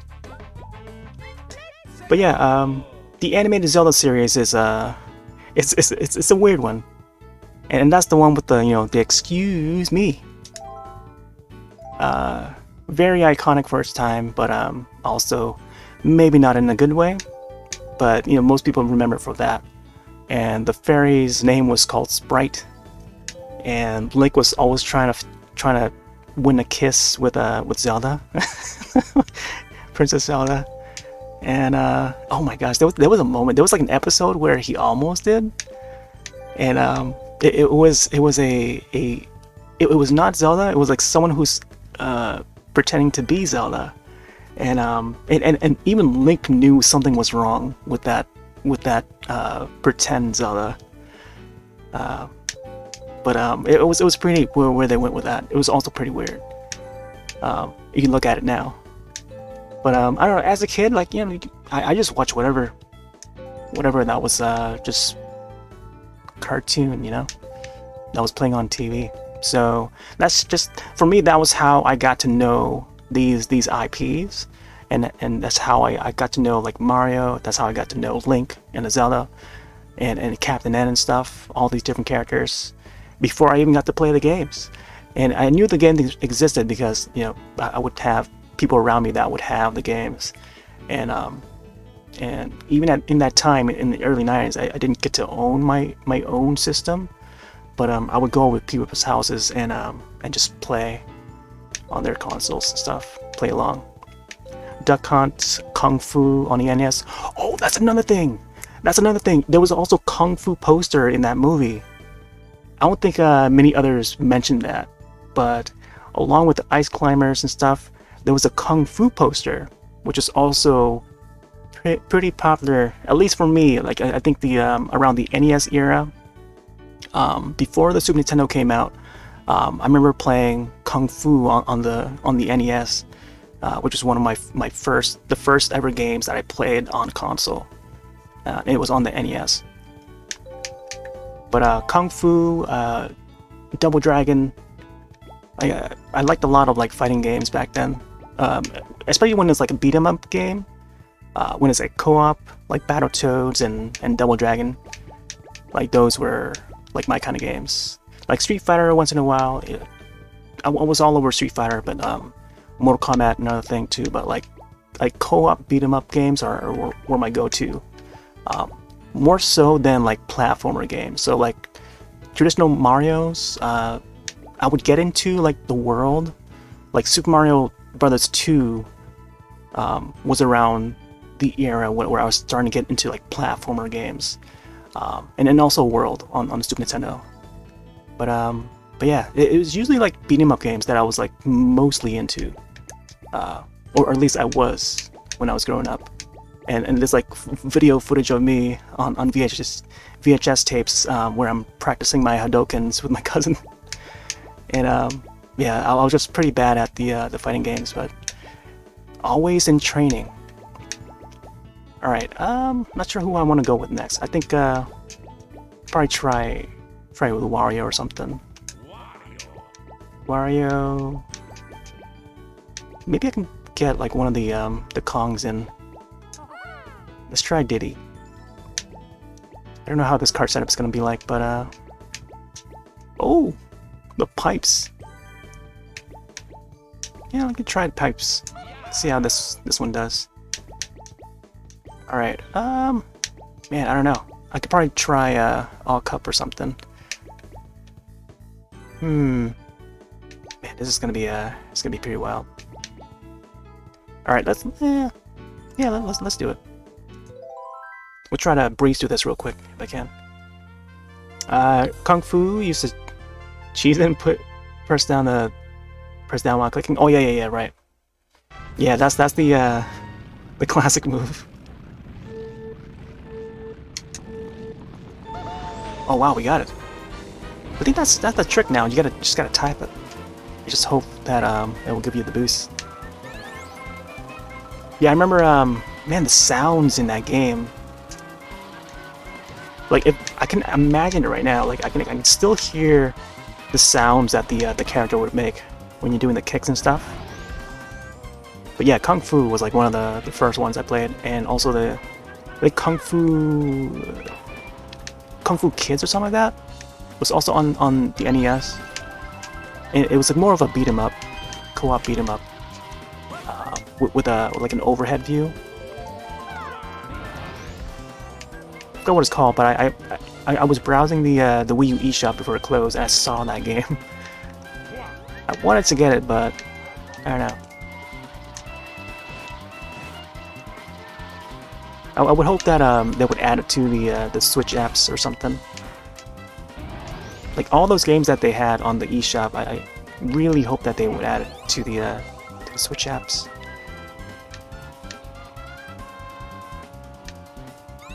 Oh, especially Pocky and Rocky.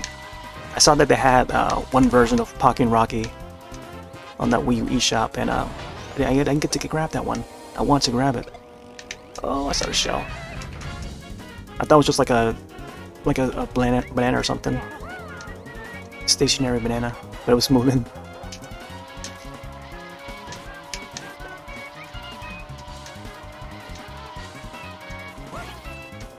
Oh, Kung Fu was on the in his subscription. Oh, interesting.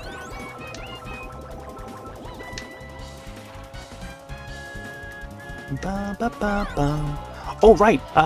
Wait, the NES app, right? For the Switch. Oh my gosh, I forgot these guys had the big giant banana.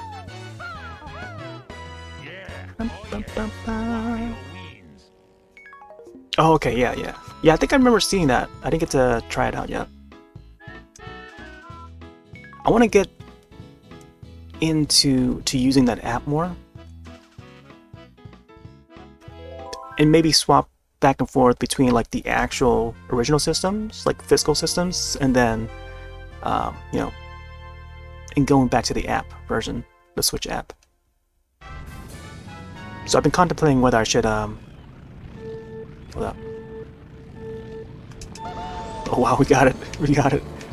I don't know, because I pressed it at the right time that I was supposed to press for the boost to occur. But I guess that one worked out. Yeah, so like for the Ocarina of Time one, I'm kind of torn because I have multiple copies. So I got the original cartridge that's on the N64, and then also the GameCube version that you just saw earlier. And then there's also the version that's on the Switch app. Oh, I just totally forgot. I just remembered now that I have another version on the GameCube, which is the one that's part of the collection, or the collector's edition, I mean. Because that one has Ocarina and then Majora's Mask. Yeah, it has Majora's Mask and Zelda 1, Zelda 2, and the only game that's missing is A Link to the Past, which is another game that I kind of want to revisit. But yeah, I feel like the Link to the Past might have to be the Switch app, the Super Nintendo Switch app, I mean. Because I also have that on Virtual Console for the Wii, I think. Yeah, for the Wii. Oh, that's another thing too. I have, I think I have Ocarina for the Wii Virtual Console as well, if I recall. I think that one, and then also Majora's Mask. And then there's also the 3D, Ocarina 3D for the 3DS, which I never got around to finishing. I think I got pretty far in it, but I didn't get to finish the 3D version. Man, I think if there's one game that I would want to broadcast across all the Ocarina versions, it will probably be the 3DS one, because that's like the most different. But we'll see. It's just difficult to have like direct footage of the 3DS version though, unless the system's already modded to capture it, which I don't.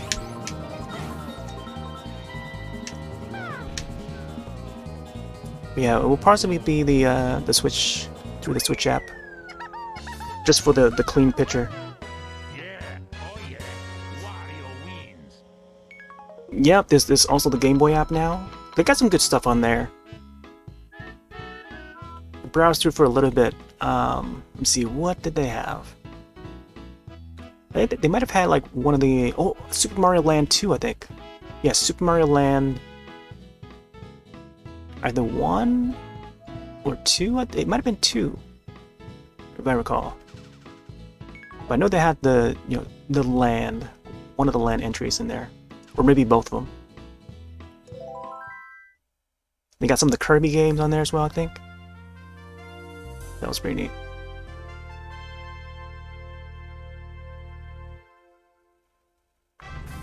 Wait, they made it easier. Oh, man. I don't remember much from it.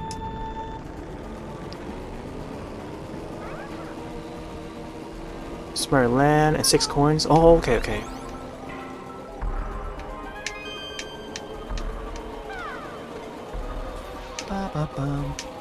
Oh, thwomp. Oh man, so you spin out, huh? Man, you gotta be... I'm still not used to the physics of this yet.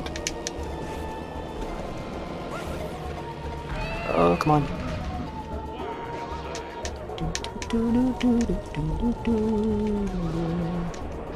Oh, that's right. You're supposed to swap the characters to grab the second item. Man. Slowly, I'm starting to remember some of these things. Banana. So I'm not sure. I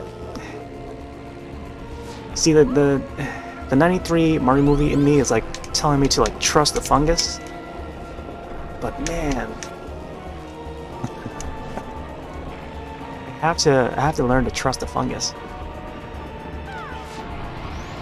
if I want to get better at this.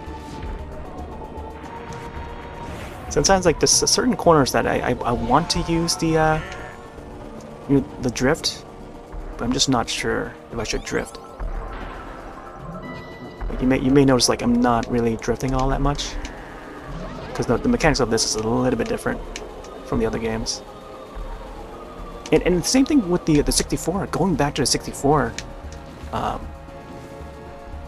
revisited recently, and man, the physics are so weird. Going back to it, I used to be really like I was all about that 64, the Kart 64. But then I went to it recently, and wow, it's just like everything just feels so slippery for some reason. And the same thing with the Super Nintendo Super Mario Kart, like everything just feels so slippery. Maybe it's just I got so used to the got so used to the modern Mario Karts that going back to these older games is like, man, everything just feels so different.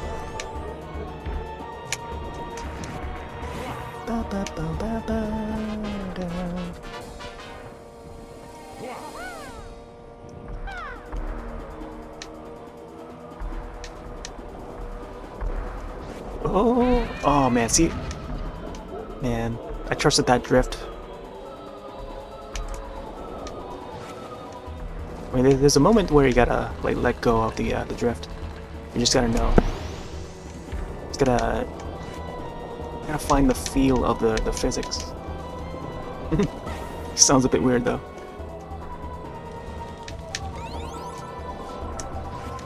I'm sure I'll get used to it. The more I play, the more I'll get used to it, but it just takes some time. Oh boy.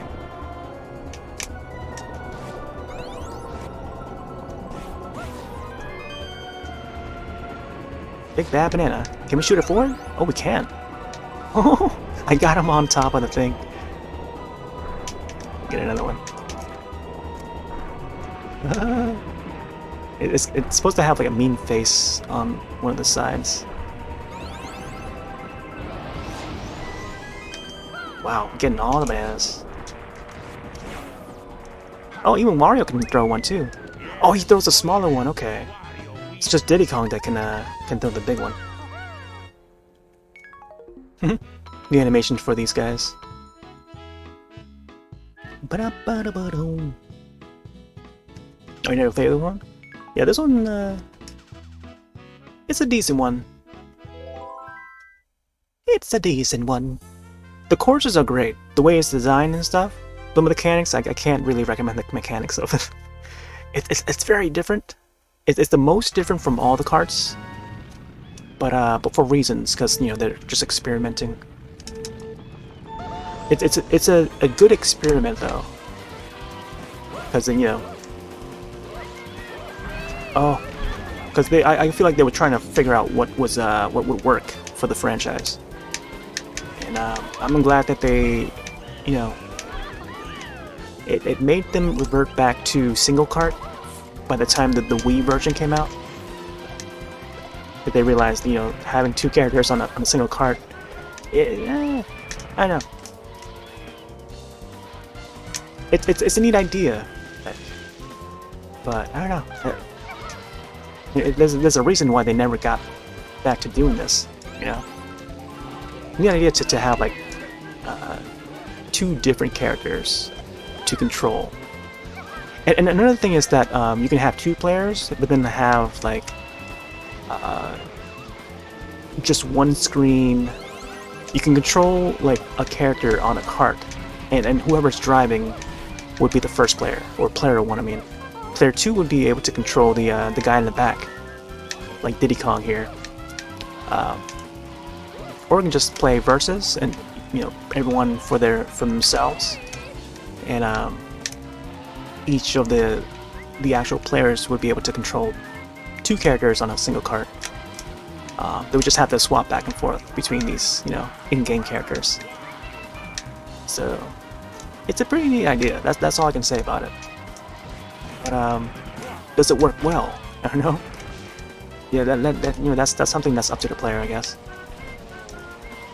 And you know, whoever's making the games. But there you go, get some drifting in. Yeah, but this course here, I think this course was brought in to. Is it in the Wii? I think it was in the Wii. Either the Wii or the 8 and 8 Deluxe. But we've seen this course a few times. Wario time. But yeah, this is the original version of the Yoshi. There's a shortcut on the right there, but I would have to use the mushroom to do it. We cut through here.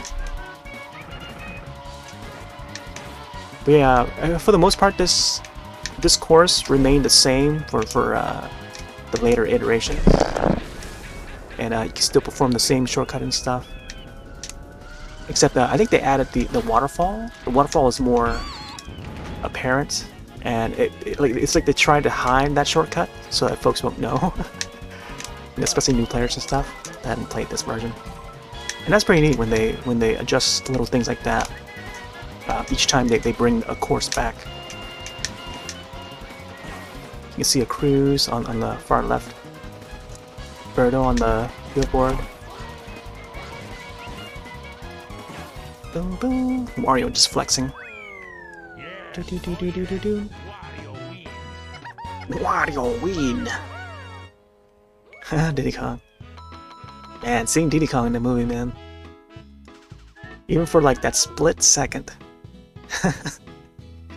Diddy Kong, Dixie Kong. Ba-da-ba-ba-boom. Oh, I can't forget about the Funky Kong though. All the Kongs look fun to hang out with in that movie. I'm sure we'll see more of them. Oh, I didn't get it. Yeah, this course here is another one that's unique to GameCube.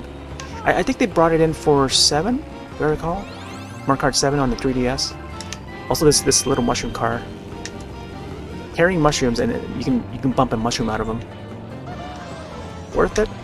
Up to the rider, I guess. Up to the racer.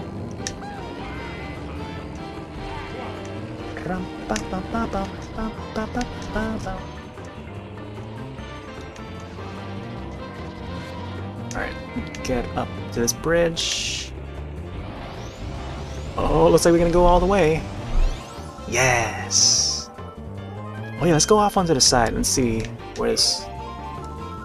Okay, so we gotta go down here, drift, and then into the pipe. And then out the other pipe. Other side, I mean. We don't get to see like what happens in a pipe, you know, like how... Like we just see like a moment of black, you know, completely black inside that pipe. But now, you know, they confirm it in the movie, or in the new movie, and we don't have to ride on a mattress like the 93.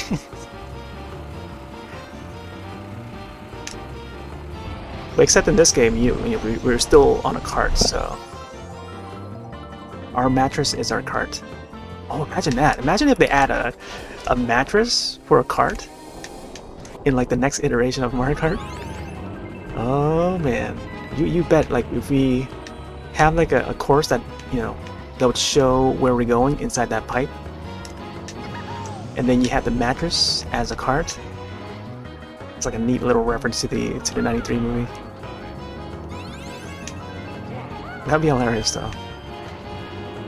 Oh! Big banana. Uh-oh. Bum, bum, bum. You see a map on the side. Yee! A free mushroom!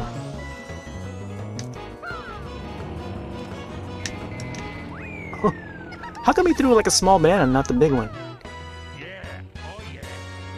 Oh my gosh. Wario looks so flubby. Haven't you ever seen Meh? I mean, yeah. Some people like it, some people don't.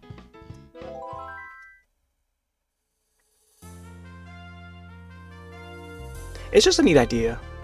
So like each character, you have to like flip it by pressing the Z button to swap you know, the front and back characters.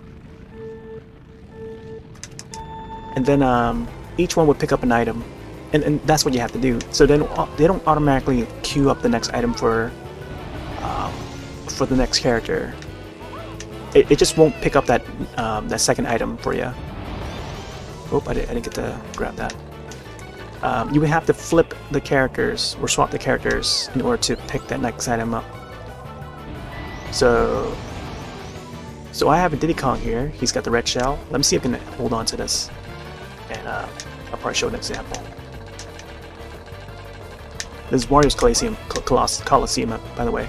So I just grabbed that item box and it didn't give me anything because I'm already holding the red shell. So you have to flip. Now, Wario, who is empty-handed, can grab the next item. And there he goes. So yeah. Oh, I don't know why I crashed into that. So now both of them have the red shell. And then it auto flips when you use that item. There you go. But yeah, it's a kind of like an experimental mechanic that they try to do with a double dash. Oh, I don't know why I threw that. Should have thrown it back though. But I think if you get a double items, you would automatically get you know, 2 items for both the characters, or you know, 2 items.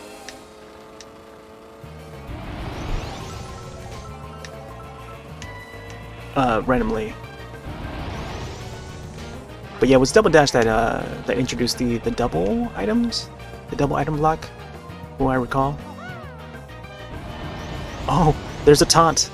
So if the character in the back doesn't have one, they can do a taunt when you press the shoot button.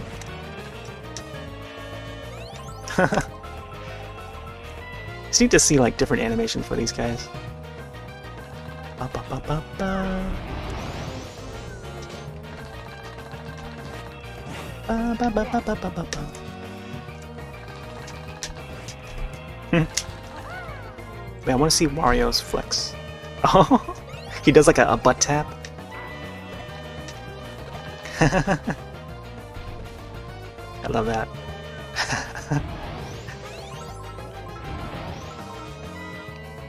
Wario time! Oh boy. Each of the Wario courses, I always look forward to seeing the next Wario course.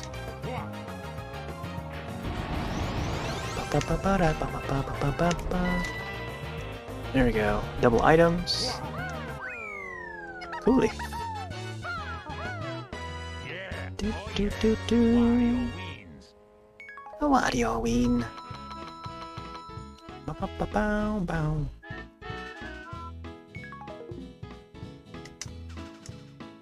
Yeah, we're taking it easy with the 50cc. Rightfully so, though. I'm just still not used to the drifting of this yet.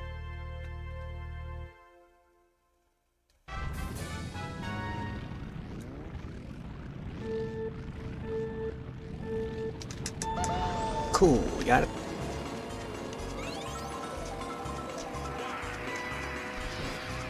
Oh! Look at the Shy Guys. Oh!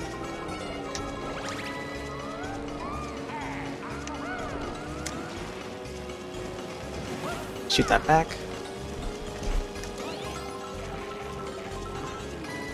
Oh, I'm looking at the back of the cart. It almost looks like eyes attached to the pipes. Oh, I've got this like a little shortcut on the left. Not really a shortcut, but it's just like an alternate path. I think over here would be a shortcut though. To use the mushroom.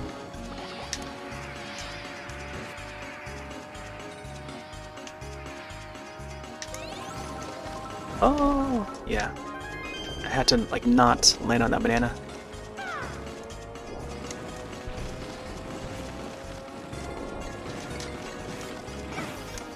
Gotta get the blue spark.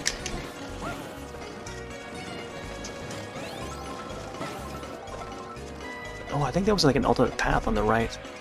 Or on the left, I mean. Hmm? The tiny version. Oh boy, banana.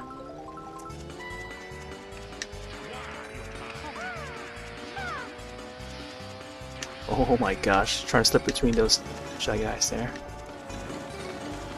Oh, bananas. Ooh, man, there's a superstar there.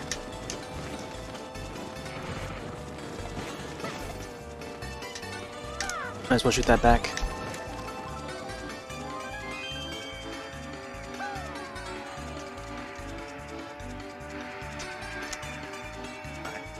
We good? Man, we're so ahead. We're so ahead of the pack. Ba-da-ba-ba-boom.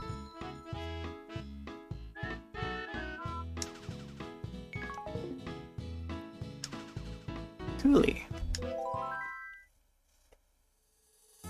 I don't know how far we're in now. But this is like all the cups in one Grand Prix. So this is the original Baby Park. You get to see the big Koopa on the left.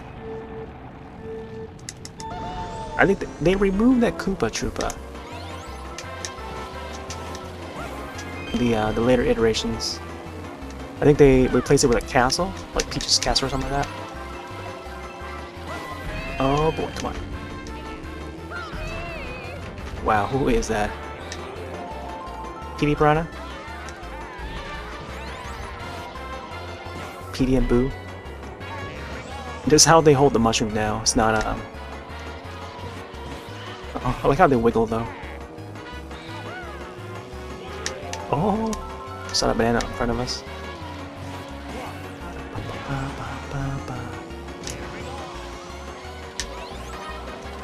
More mushrooms! Yes! Get the double. Get the double on the double.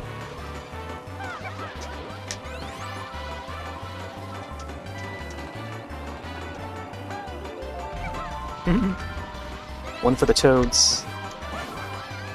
Was that our banana? I think our banana's over here. Oh my gosh.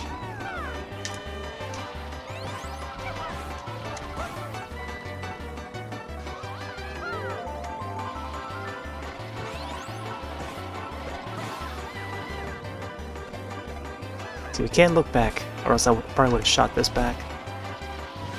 Try to aim it a little bit better to shoot it. Oh! Went the wrong way. I'm pressing the Y button thinking that I'm looking back. But I think that would be the placement for the button in I think the Switch and or the Wii version. Not sure.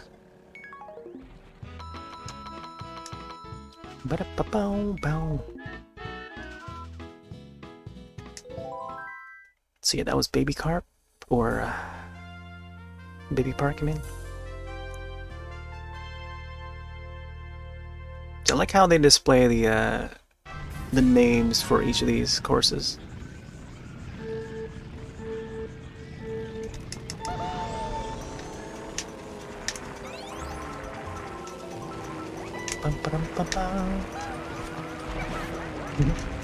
Early shot.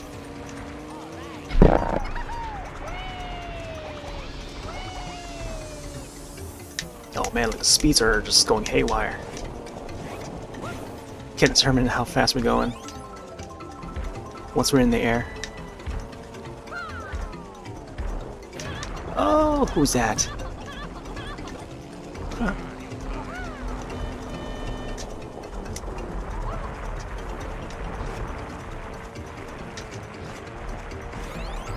Oh. It tried to... Oh no! That's a shortcut done wrong. Although I wasn't really going for it though. I feel like it's safer to do it when you have a mushroom. Oh wow, I didn't think that was gonna hit, but we got him anyway. Oh. Oh come on. Thought we got away from that already. Oh, these Koopas. Yeah, I was trying to get that that taunt in while we were in the air. Oh, these guys. Got the blocks before us.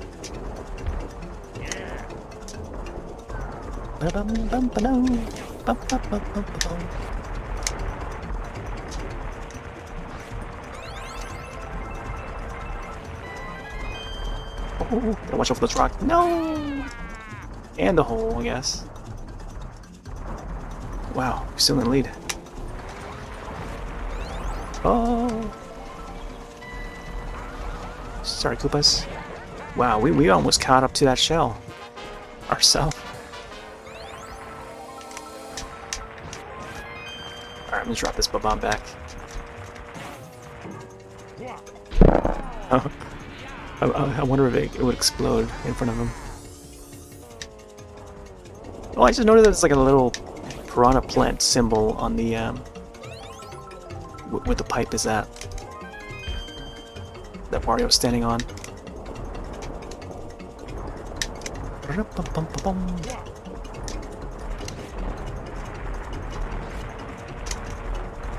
So the bomb explodes within like 1 second, I think, after dropping it.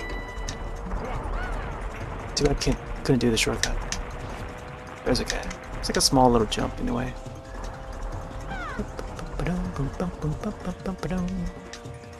There we go.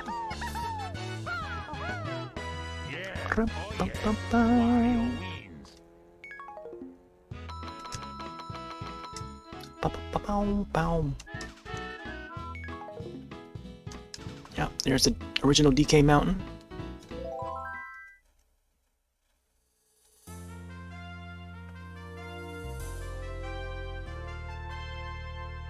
Man, if the other Mario Karts had like a little display of like the courses, or the little images in the corner, like that, like how this one has, like it shows the course name and stuff. I think they do. I think I recall like Coconut Mountain and stuff. Just playing the Wii version yesterday, but I think they showed it at the top. They don't show it like in the corners though. I think I remember them showing the names of it at the top, like a little marquee or wherever. Oh, little sound that Diddy made.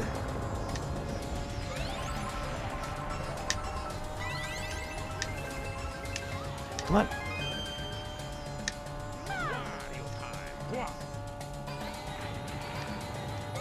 So far, 56cc is like, it's pretty easy. But we are taking it a little bit easy though.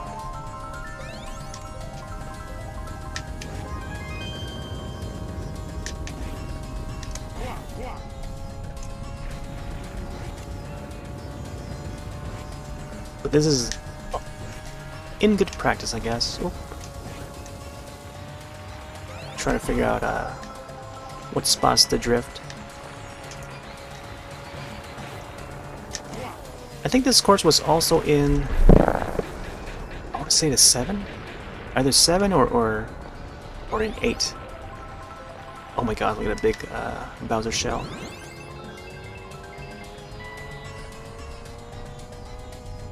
I think it might have been in 7. 7 and 8. Oh boy. Sandstorm.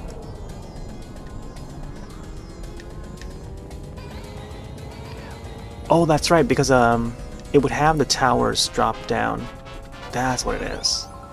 Yeah, they would have the towers drop down, and then we'd be able to do tricks off of them. That's what they were. It's like, how come, you know, it seemed a bit different, and that's what they changed with the remake. Is they made it so that the those obelisk towers would drop down.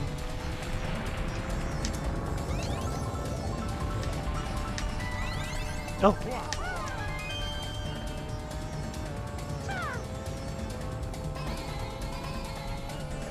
And of course we can jump to do tricks, the little speed boosts. Yeah, these two towers here, I think especially this one on the right, the placement for them is like a little bit farther away from the finish line, so we can actually get that speed boost. Or the speed boost would be worth doing.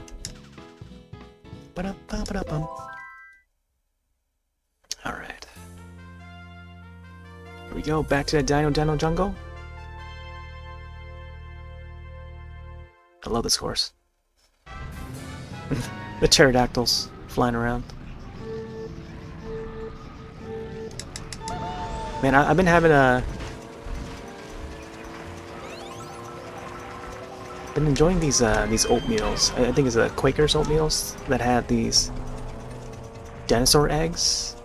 They're kind of like those Smarties candies, but in the shape of an egg.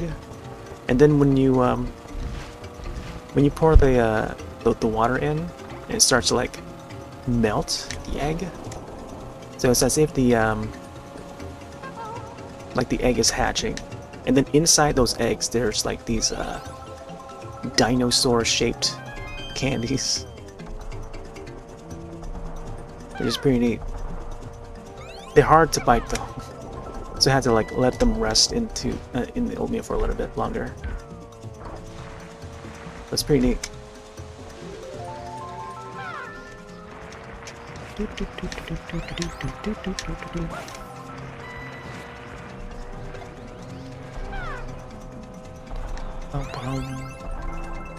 Where do these bananas come from?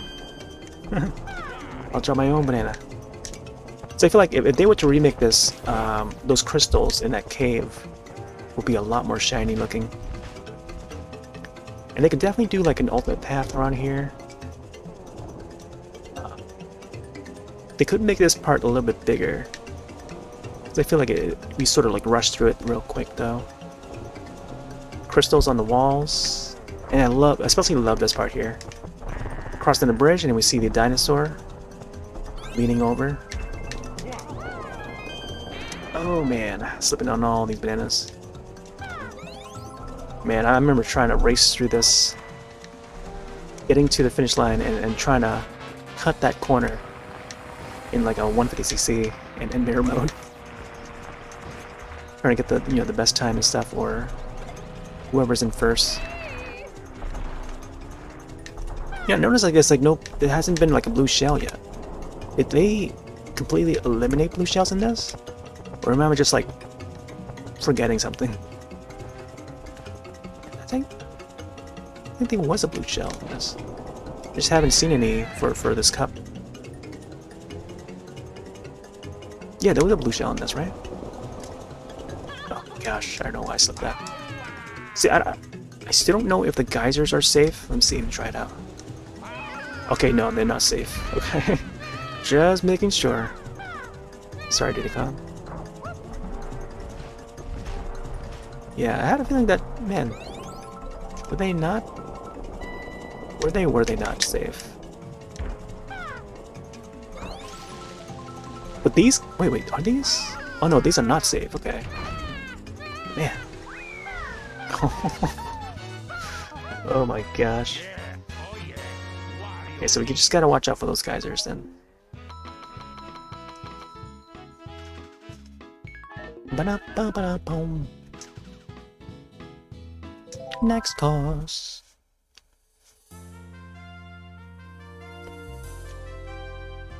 Boom, boom, boom, boom. Yeah, there's a little dongle attachment for the wave bird. Maybe next time I'll whichever GameCube game that I feature could possibly be this game again. I'll try to hook up the wave bird, make sure they have the batteries charged and stuff.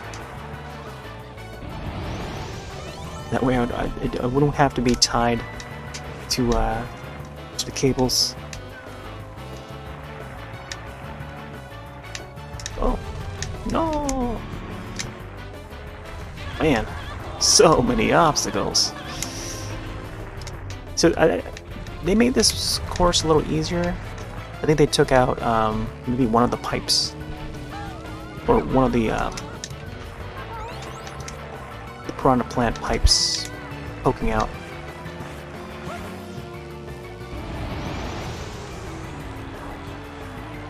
I like how the camera's on us. No! Man, I thought I had a sharper turn. Just the R and L's, let's see if I can jump. Oh, come on. Oh, I want that item. Oh! Where's the Mario Bros? Whoa, what happened there? Just like swiped us, huh? Did they swipe our mushroom too? Oh, I forgot that was a thing. Yeah, you can steal mushrooms in this. Totally forgot about that. That mushroom just like disappeared from my hand. Up there you can see the sun. Like the eyes of the sun just like peeking at us for a moment there. They took that out in the remake for 8 Deluxe. They kept everything the same. This course actually reappeared in the Wii version. And for the most part, everything's like the same in the Wii version. And you know, except you can do tricks and stuff when you go off a ramp, get boosts. But in the 8 Deluxe remake, that sun is no more, and it's more nighttime. It's not like dusk. Right there, see that it looks nice when it's like, you know, red skies like that. Get that sky hype in there, like that. Nice fiery looking sky. But it's completely nighttime, like how Wario Stadium is like in the 64. There's a sun again. But yeah, I kind of like seeing that. Just a neat little detail, but I don't know. Mushrooms! Oh man, who was in first? I think that's our first second place landing. Oh, the Koopas, okay. The Koopas and the Troopas. Ba-da-ba-bow-bow. Ba-da-ba-ba.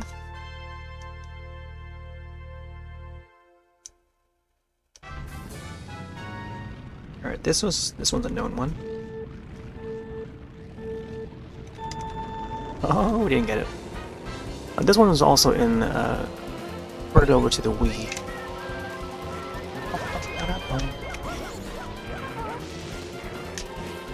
Pretty good course.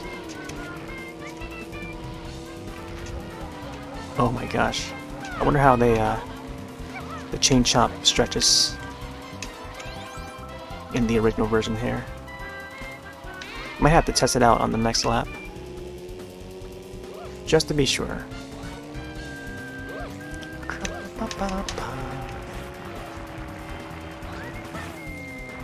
Yeah, for the most part, this one looks just as pretty much the same as how it is in the Wii version. Let's get those Koopas.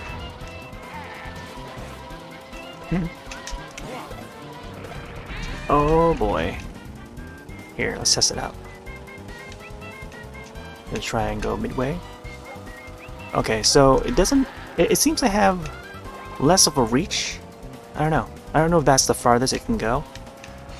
But I think the Wii version is they definitely, like, even if you're halfway across, like, it still managed to hit you. And, you know, it still reaches you. But it seemed like it's a little bit more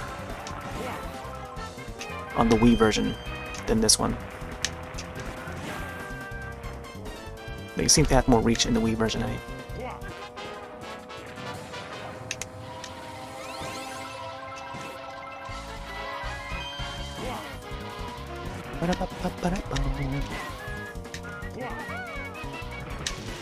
Oh, oh. Yeah, it doesn't seem to go, like, far enough in the road. In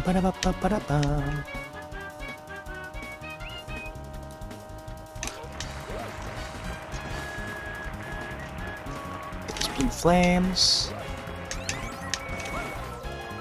So I won't be able to jump here, but only in the Wii version you can jump. On that spot too.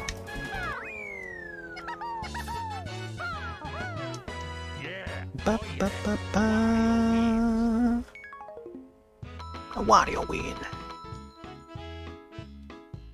Ba-dee-bee-bee-bee.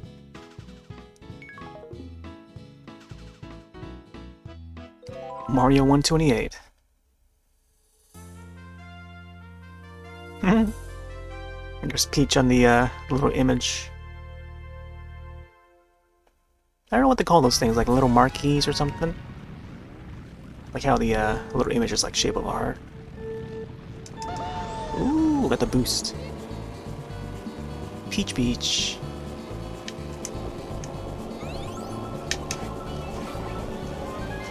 Ba-ba-ba-da. Got the big banana. Ba-da-bam. Ba-ba-da-bam.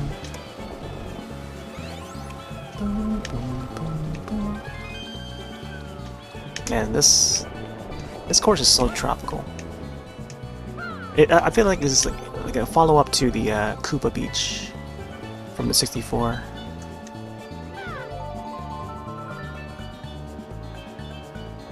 See, I was thinking like, man, if there was like, how do you?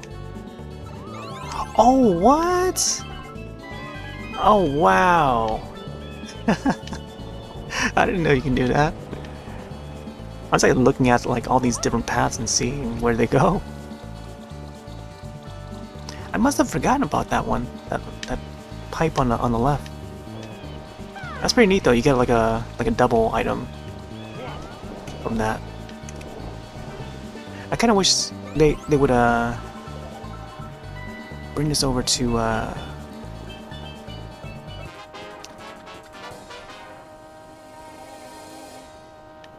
or maybe not. I think it's fine where it is. It was brought in for the Wii version, if I recall. Except in the Wii version you can jump.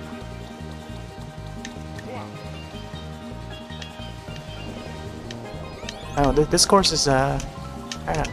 They could definitely spruce it up a little bit. If they were to bring it back.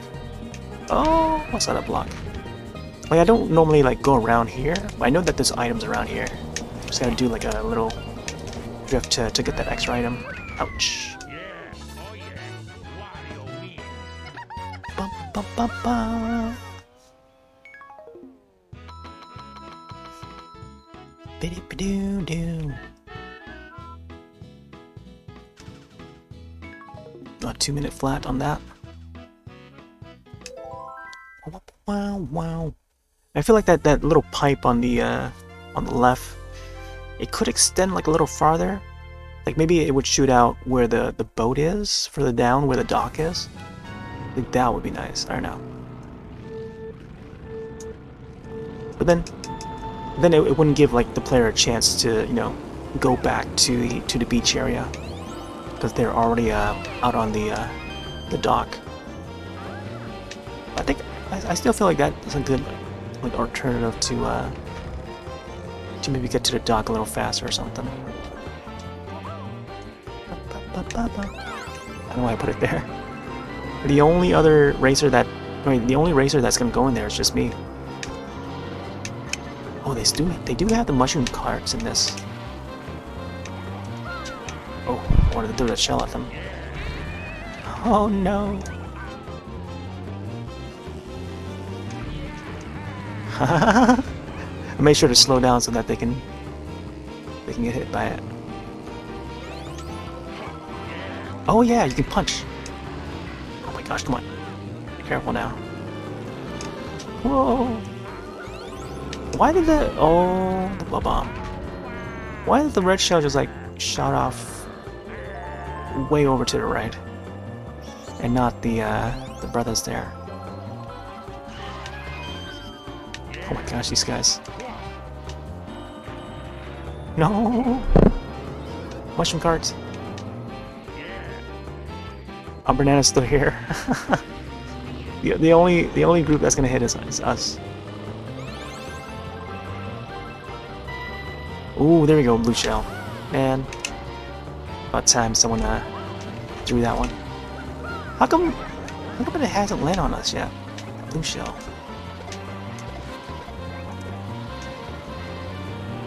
So far, we're the only ones who had shot that blue shell.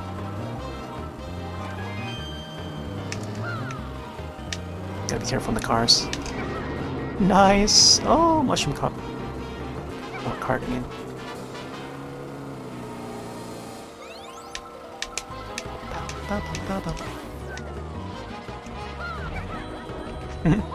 Man, those Koopas, man. Oh! No! Alright. Alright, go this path. Try to avoid that bus there. I don't know why I shot that forward. I think I should be drifting a lot more though.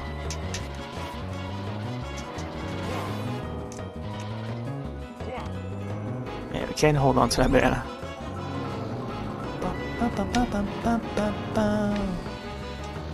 Whoa! Oh my gosh.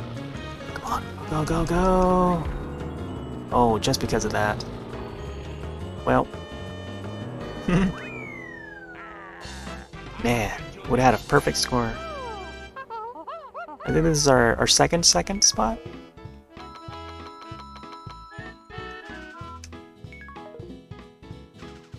Alright, we're still ahead. Ooh, here we go. Last course. Rainbow Road. Ooh, you can see the shine on the ground. The reflection, I mean. It's like that part right there is the part that appears in the movie. Sound-wise, I think those first few notes of the GameCube Rainbow Road.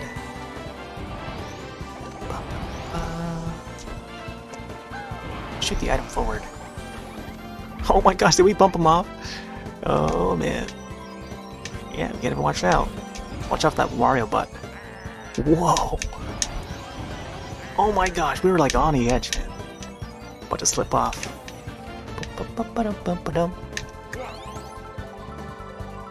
Here comes the melody. That's thanks to the 64 Rainbow Road. If it wasn't for the 64 Rainbow Road, we wouldn't have this.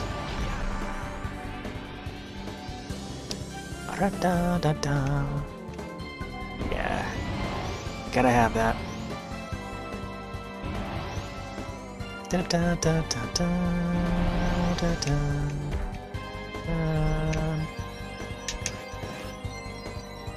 Man, the beat for this is pretty good.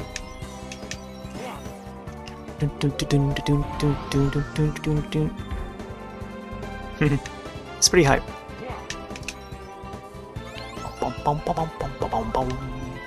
I still like the 64 version though. This one's definitely a more hype version.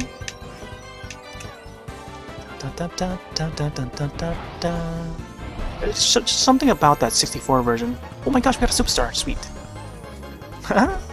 Man, we haven't even got one of these for like ever so far. This entire session. What is Wario doing? Can we even fall down there? No. Can't get respawn. Thanks, Lakitu. Is that banana? Oh my gosh, it is a banana. Lakitu, we need your help again.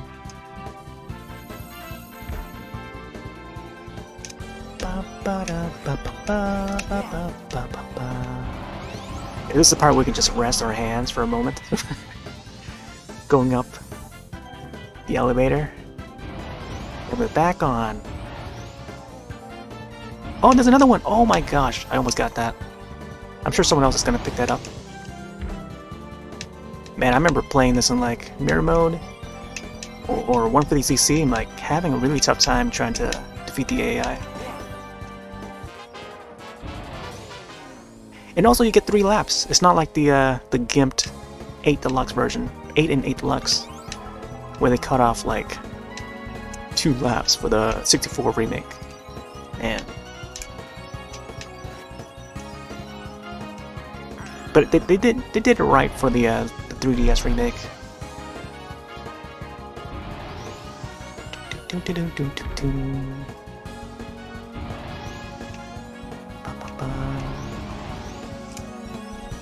I feel like I shouldn't drift. It's really dangerous to do that, especially in like a multiplayer match when there's like other racers around.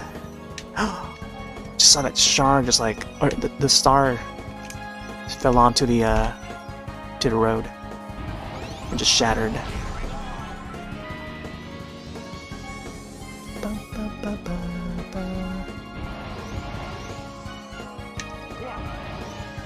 Get a little more of the butt tap, the Wario butt tap.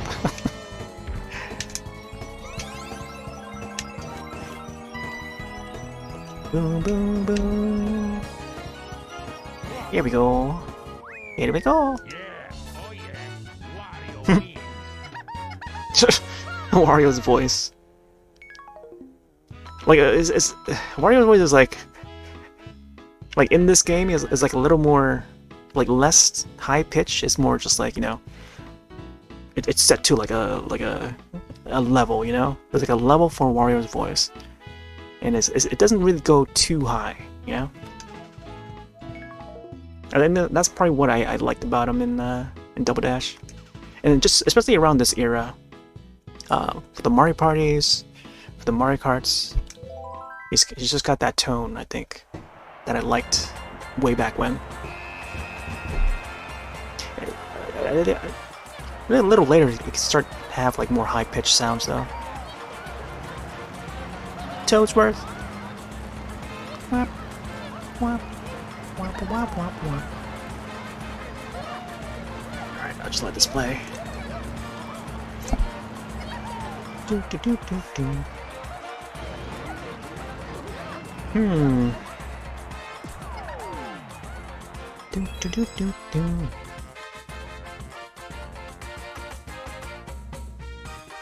Oh, nice. We can still edit our names. Wait, is this like a new record or something? Is that why they're allowing us to type our names?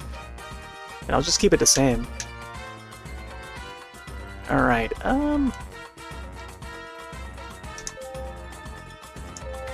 Yep, I'll just keep it to RSX. Okay. See, that's what it's missing. It's missing like the narrator voice. Like the Mario Charles Martinet narrator voice. Like when you're selecting your character, selecting your courses, and you know the confirmation sound, the okay, you know, like they don't have that in this. They took it out from the 64. I mean, they had it in the 64, but then like in this game, it's like they removed it all. All right, but at least the music is fine. The music still borrows some melodies from the 64. The Shining 64. Like there's just some hints here and there, some notes, but in like a new, fresh remix of the old tunes.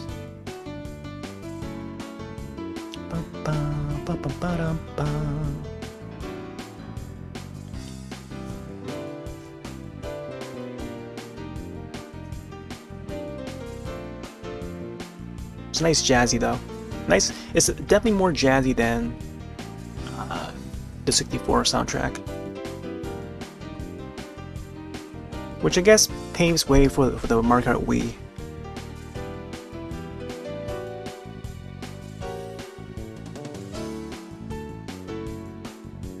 Boom, boom, boom, boom. Oh, so that part right there, that piece of melody right there, was supposed to be like a different version, different take of the victory lap that was from the 64. I could definitely hear it now. It's supposed to go like da da da da da da da, like that melody. Kenta Nakata right there. He was still, I guess he was still part of this, the soundtrack for this game. Well, yeah, that melody right there. Super Mario Club.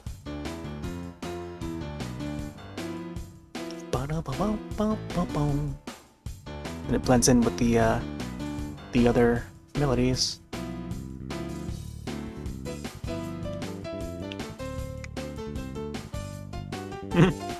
Hey, Bill Trennan. Localization. Man, that guy's been around for a while.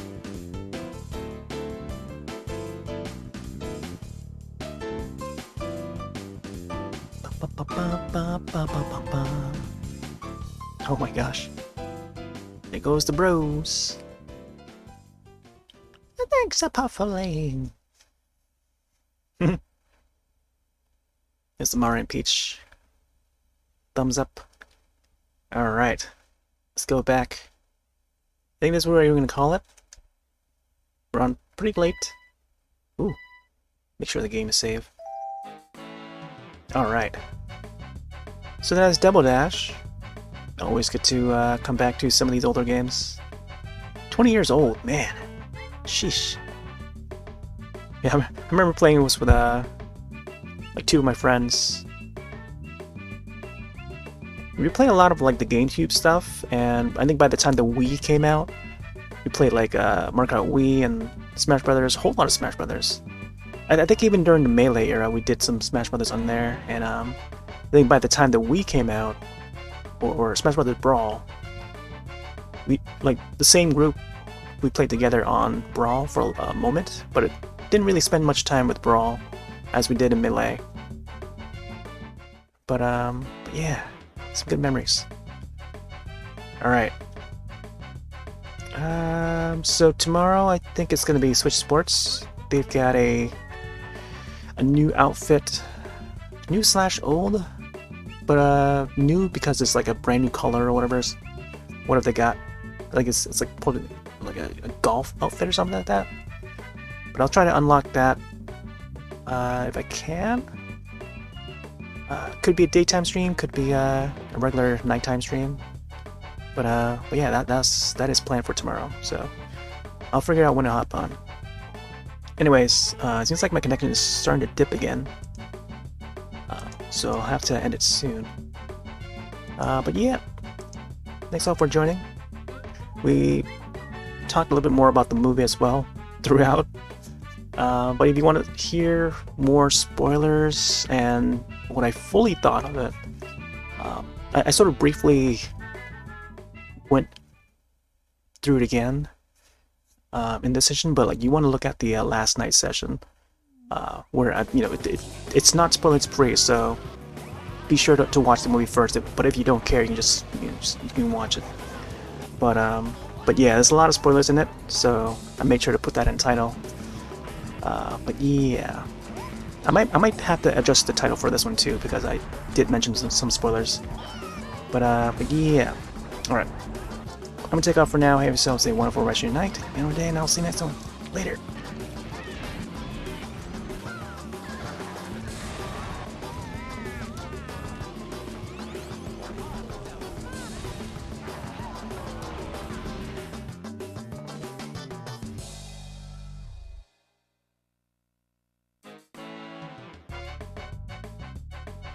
See you next time!